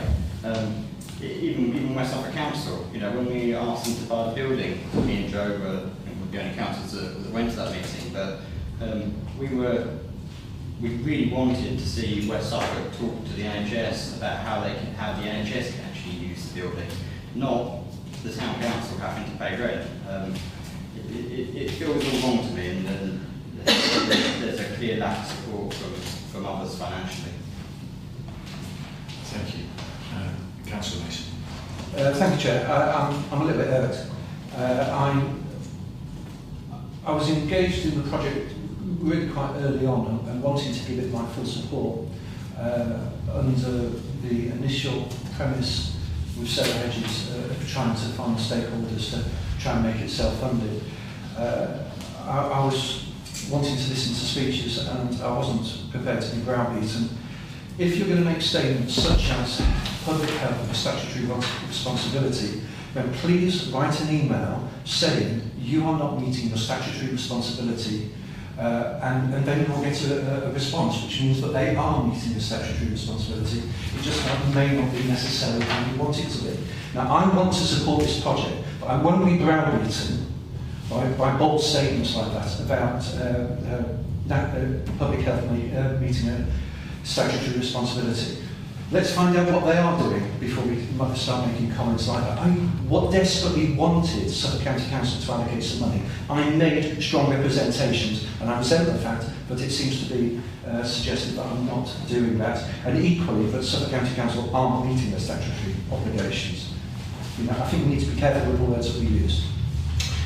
As regards this project,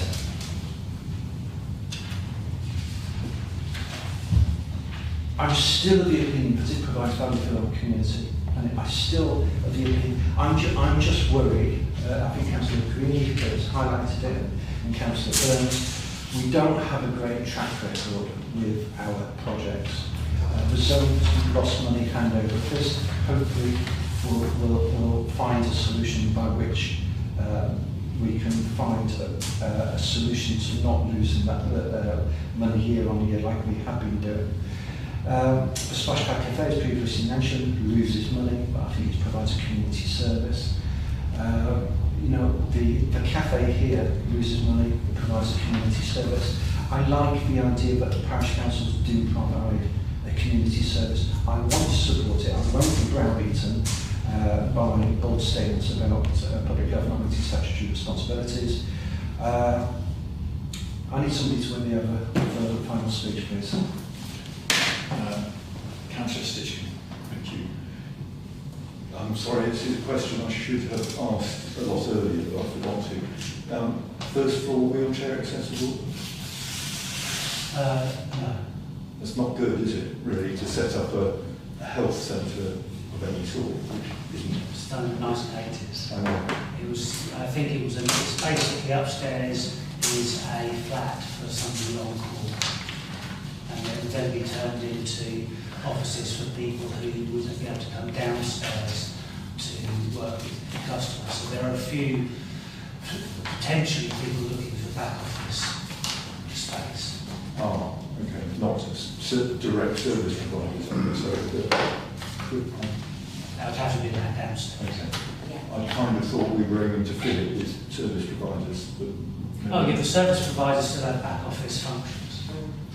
So they work in the offices. Oh, so they're renting more space, some of which is inaccessible, relatively inaccessible. Right, that makes sense. To the people who are worried about the financial risk, I was, and then I interrogated Colin today, and he has convinced me that actually, he doesn't think this would happen. I think the next council would be fairly stupid if it persevered beyond the 3-year break point with something that was really struggling, as Colin said earlier. Then they might be stuck with, you know, it falls apart at year 4. Finally, the writing is seen on the wall, and there's 6 years left of the lease, and not necessarily everyone's. Breakwater, you said. You know, what we can negotiate another breakpoint. It's 2 breakpoints. Oh, sorry, I haven't seen that anyway. Okay. Well, that's good. But there could, the numbers in the budget don't look good, do they, if you persevere on and money doesn't come in. But if there are sufficient breakpoints. No, this is all about the fact that the original plan is lovely. We're all going to get, everyone's going to come, we're all going to pick you up, and we're all going to jump together, it's all going to be fantastic. That is not working. Someone's actually going to have to say, look, crying out loud, everybody, we'll get the thing going, we'll get the thing set up, and then you can say yes, because you can actually stand there and say, I'll move in next week. Can I book the room for the next 3 months? All that sort of stuff can actually be done. At the moment, the discussion is, well, at some point you'll be able to come in. Are you prepared to give notice of your current place on the basis that you will hopefully be able to move into all works out okay? Not surprisingly, I must say no. Councillor Jones. Thank you. Yes, I'd like to apologise to Councillor Mason if I caused any offence. I certainly was not directing my passionate speech about public health at you directly. You're unfortunately the messenger because you're already county councillor on the council. But when I was saying it's public health, I certainly wasn't saying it's you. And I did say, I may bother you by repeatedly asking you to get funding, but that is not, that was not meant in any offensive way whatsoever. I consider you to be the messenger and not responsible, and I'm very sorry if you took it in a different way to that. And that was all I wanted to say, just an apology to Councillor Mason. Councillor Hammond. Yeah, I'm going to be very short. I think we've got to bear in mind that the council is not a business. The council is there as a non-profit making organisation. No way should we make profits on anything really as far as above what we get in council tax and the way we manage things. That's why I think that's a very important point. We don't make it so we make a huge profit so we can lower the council tax. All right, if it is that happens to be that way, it's the way it is. But we're here to make sure that it runs properly, which I've got full confidence in the town council staff to make things run properly. If they don't, like Kathy didn't, he obviously had to lay people off or give them other jobs. But I've got full confidence in Colin. He wouldn't have took this on if he thought that it's going to be a disaster. And he always gives the worst case scenario, and that's what we've been looking at. Not the good case scenario, the worst case scenario we've been looking at. So we've got to have confidence. If we're going to say something on, we as a town councillors have got to have confidence and do something for the town. And that's what we're here for. We voted in to do something for our residents. And that's what we've got to bear in mind. And I've just heard that we've got 2 cut-off points. So there's safety margins on that. And I think that's the thing we've got to bear in mind. If it's a disaster, we can, on 2 occasions, we can say no. We can get rid of it. So there's 2 good safety points there. And we've got to bear that in mind. Before we've still got points, but obviously we're almost at 9 o'clock. You propose to suspend standing decks. Okay. I propose. You propose and second. Okay. Can we have a vote on that then, please? Thanks, Charles. I appreciate that, and I think it's important that we continue to discuss this. So, Councillor Mason. Just very briefly, can you again reaffirm what is our risk exposure at the end of year 3, and have we had advanced discussions about car parking and the beautification with this? Because I do think that is fundamental to trying to make this venture a success. So 30,000 is the exposure. The appearance of the building, no. There was talk about the wall along by the alleyway, about doing something with that. The parking, yes, there was discussion about what would happen about the parking to make that make the most of that. and that did include in terms of some of the, we were spending some time poking around, there are some yew trees there which we would not want to take away, but there are quite a lot of small sycamore trees that are self-seeded all over the place, which we do tidying up. It's surprising actually, the garden is the exact opposite of what I expected.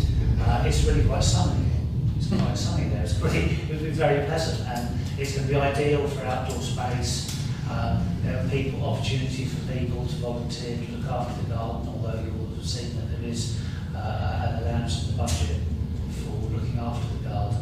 But the cafe can extend out into that as well. And yes, we have discussed the entrance and the potential for changing space.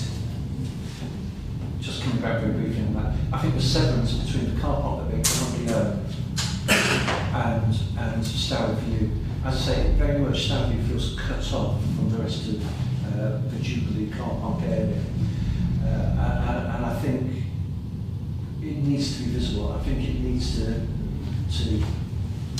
be a beacon that attracts interest. And certainly to say the parking bays would help solve us with another particular issue. There's non-attractive electricity substation there, which is on that corner. So potentially some of the bushes could be thinned out along there, but you can't do much about the connectivity between the small car park, the other side of the hedge, and the car park that goes with Stour View, because there's that physical electricity substations there. Okay, Councillor Grant. Yeah, what I'd say is my final bit on this is that us in this room are generally lucky enough. We've got houses. Most of us don't suffer with mental health. We live quite good lives, but there's a lot of people in this town that unfortunately don't. And we're here to represent those. There's a lot of people that do struggle. This sort of facility could benefit them hugely. Yes, I see it as a one-stop shop that points people in the right direction. This could potentially mean the difference between I say life and death for some people. It really could. People that are struggling with homelessness and all those other things. It's something that we can potentially help with here. The thing that there is potentially concerns over the financial side of things, but the 3-year break gives me great confidence that the worst case scenario, as Colin says, is that it's going to cost us £30,000. It's a lot of money, but for the potential that this could, the difference it could make to some residents in this town, I think I personally am willing to take that risk. We're going to have potentially a lot of bang for it, and it's down to us as councillors to work to try and get West Suffolk to contribute more, Suffolk County Council to contribute more, etc., and all the partners and anyone else to praise this endeavour and try and make it work for Haverhill. That's what we're on as councillors. So I am going to vote for this. I think it's going to be a good thing. There are some financial concerns. We've got a 3-year break. We've got £30,000 worst case scenario after 3 years. I think it's a slight gamble that if it does work, it could actually provide a huge service to town. And so I will vote for it. Thank you. Councillor Stitch. Thank you, Chair. Somewhere I have a drawing of a redevelopment of that whole site where the electricity transformer station would be within a multi-storey building when we maybe have a proper full-scale health hub there with scanners and all sorts of stuff that you expect in a town. What would by that time be exceeding 30,000? So you know, it probably can't be beautified in the short term, but in the long term, it's a site that could be redeveloped. So I'll take the call, and if people are happy, I'll try and sum it up and see if we can move on. It is wheelchair accessible downstairs, it's not upstairs, so. Yeah. If I can sort of try and sum this up, it does seem, I would say, there isn't anything against the idea in principle. I think that seems to be the overall riding feeling. There is financial concerns, which is, I think we couldn't go blindly into that. There were some staff concerns. And I think the other points that have come up is that, you know, do we trust in our team, which we talk about, Colin. And the other one is sort of looking at what is our role, and what I just put down is who do we represent, and is this the right thing for us to do? And that is a load of doubts about us as a team having to make that. And this is probably a decision that won't necessarily be taken lightly. And I think in Colin's slide that this is about taking a bit of a risk, and I think that is what we're really looking at. And I'll come back to, there's been lots of discussion that Councillor Mason will go forward and see if he can still push people, as Councillor Emma Jones, and I think the district councillors will still push. So it's not the fact that there isn't going to be any more funding, and obviously we need to look at the fact that if we do go ahead, that this all could disappear within 18 months because we found people that are going to be based there eating and paying rent. But it is at this stage, it is that risk. So we have a proposal which is that we support this project and we go forward. That's been proposed by Councillor Jones and seconded by Councillor Hanlon. I think if we vote on that proposal first, that we accept it, then we'll take it from there. So can we have a vote on that, please, for supporting?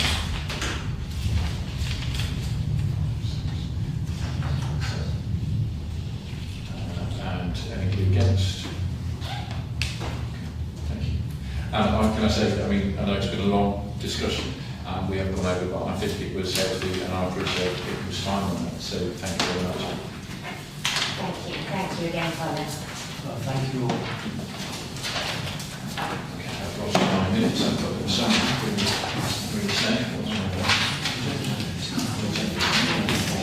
Okay, moving on. We've still got quite a lot to cover, so now it's the financial matters, and we're to authorise the payments. I suppose. A proposal from Councillor Stitchcombe and seconded from Councillor Burns. Thank you very much. All in favour, please? Excellent. Okay, end of year accounts, item 9, significant events. So this is just these events occurred in 2024. Colin, do you want this is to note that no such events have occurred. Excellent. And B, review of internal controls. These have all been circulated. So you could take the whole of 9B on block if people have anything necessarily they particularly want to talk about. So we have got 9B, and so we've got to consider review of internal controls, consider review of internal audit, to review the terms of reference and specifications, and to consider internal auditor's report. Are we happy to take those? Yes. Yeah. You're happy to propose? Yeah. I'll second Councillor Hammond. Thank you. Can we have a vote on that then, please? Excellent. Carried. Thank you very much. Annual accounts and return. Once we've got the annual accounts, one income expenditure attached, and balance sheet, which has also been attached. Yeah, we have to take can I have a proposer? Councillor Jones, thank you. Seconded, please. Councillor Martin. All those in favour? Thanks. Thanks very much. That's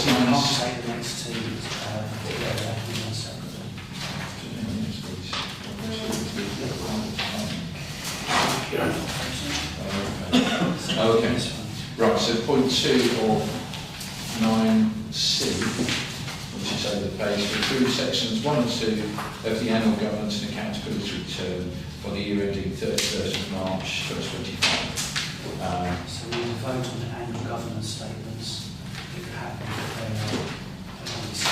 Okay, so sorry, so this is basically these the statement, on the annual government statement, are the assertions the council makes every year that they've done everything properly, therefore everything's ticked as yes, and we need a proposer and seconder that the chair and clerk may sign.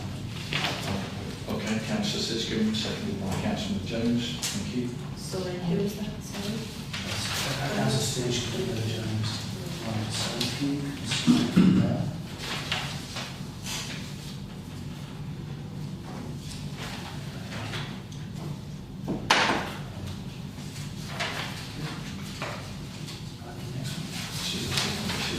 So now we're also looking at the accounting statements which are attached.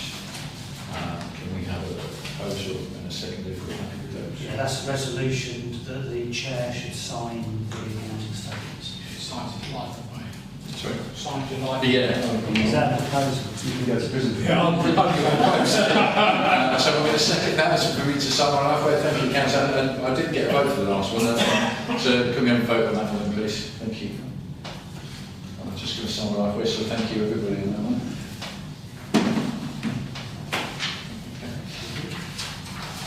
Number 3, earmarked reserves as at 31st March 2025, attached.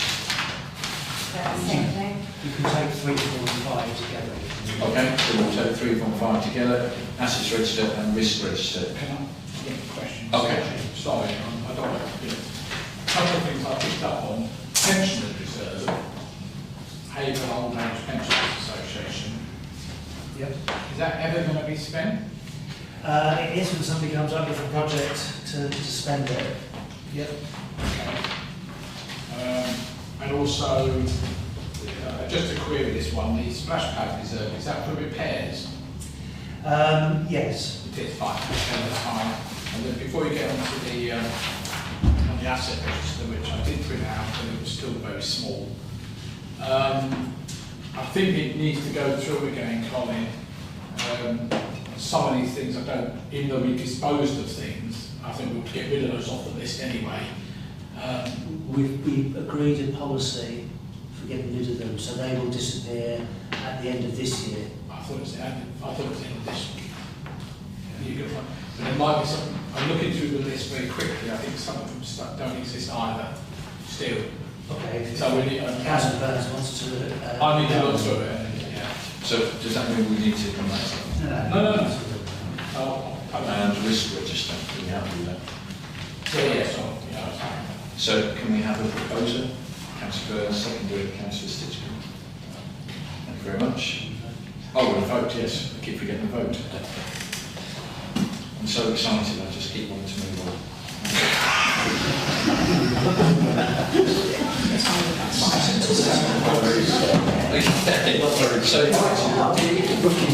So to confirm all other insurances are in place. To know that the insurances received in November 24 and remain in place, it's just for us to note.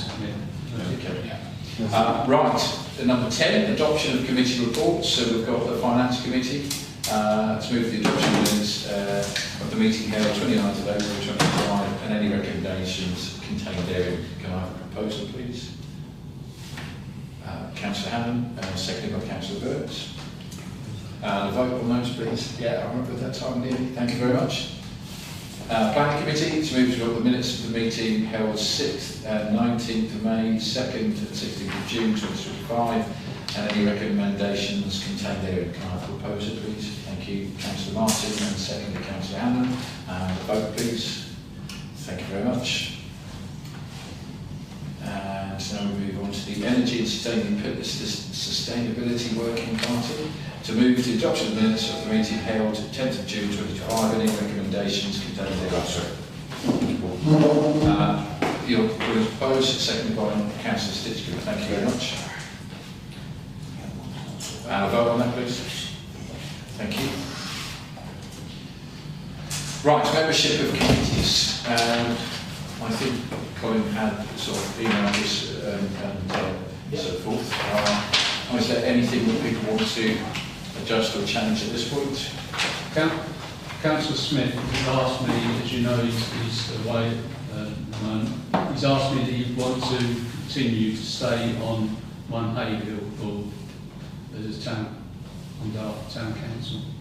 Nobody's asked for any change to that, so it so happened that Councillor Cox was on it anyway. So effectively they're just swapping town mayor's seat for town councillor's seat. So we have to vote on that? We vote on the entire thing rather Oh, than okay. individually. So is there any points on point 11? Obviously, there's now additional vacant seats on committees as Roger Andre has Just designed. very quickly, and I know I designed this spreadsheet, but it does say, I think its addition is green, and then there's two colours of green, and maybe we ought to change the greens. Yeah, Two shades of green. Just in future, we know what we're Yeah, doing. yeah. Just Councillor Mills? Brown?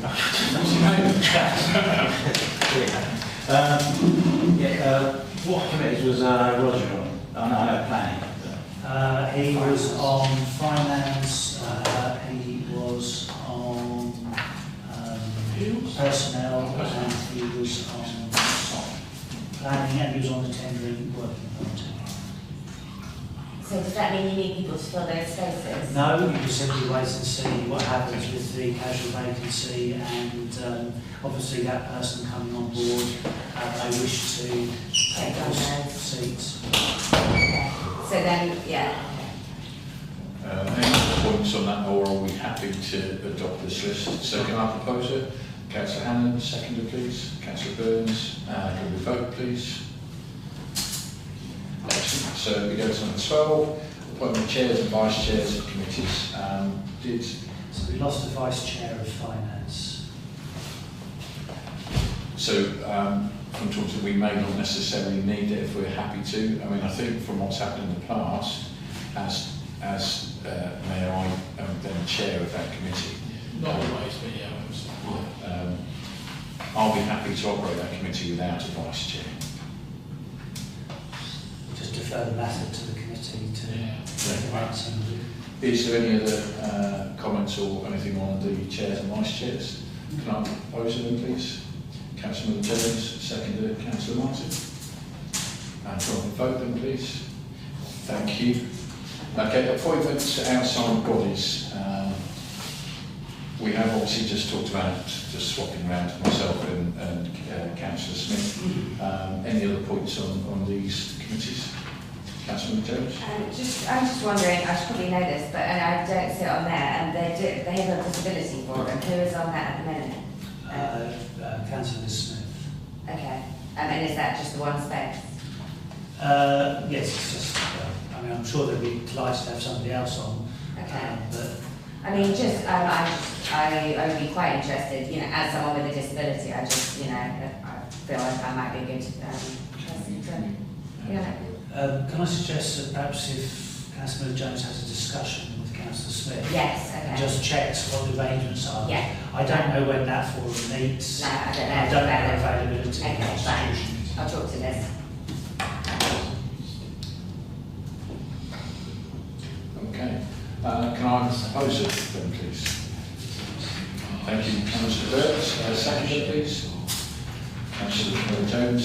Vote on that, please. Thanks very much. Okay, so now we've got approval of terms of reference to committees and working parties. Approve the terms of reference to committees and working parties.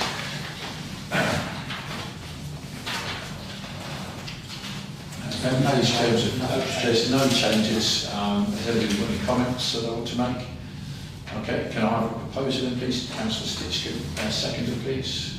Councillor Miller Jones, and a vote then, please. Thank you very much.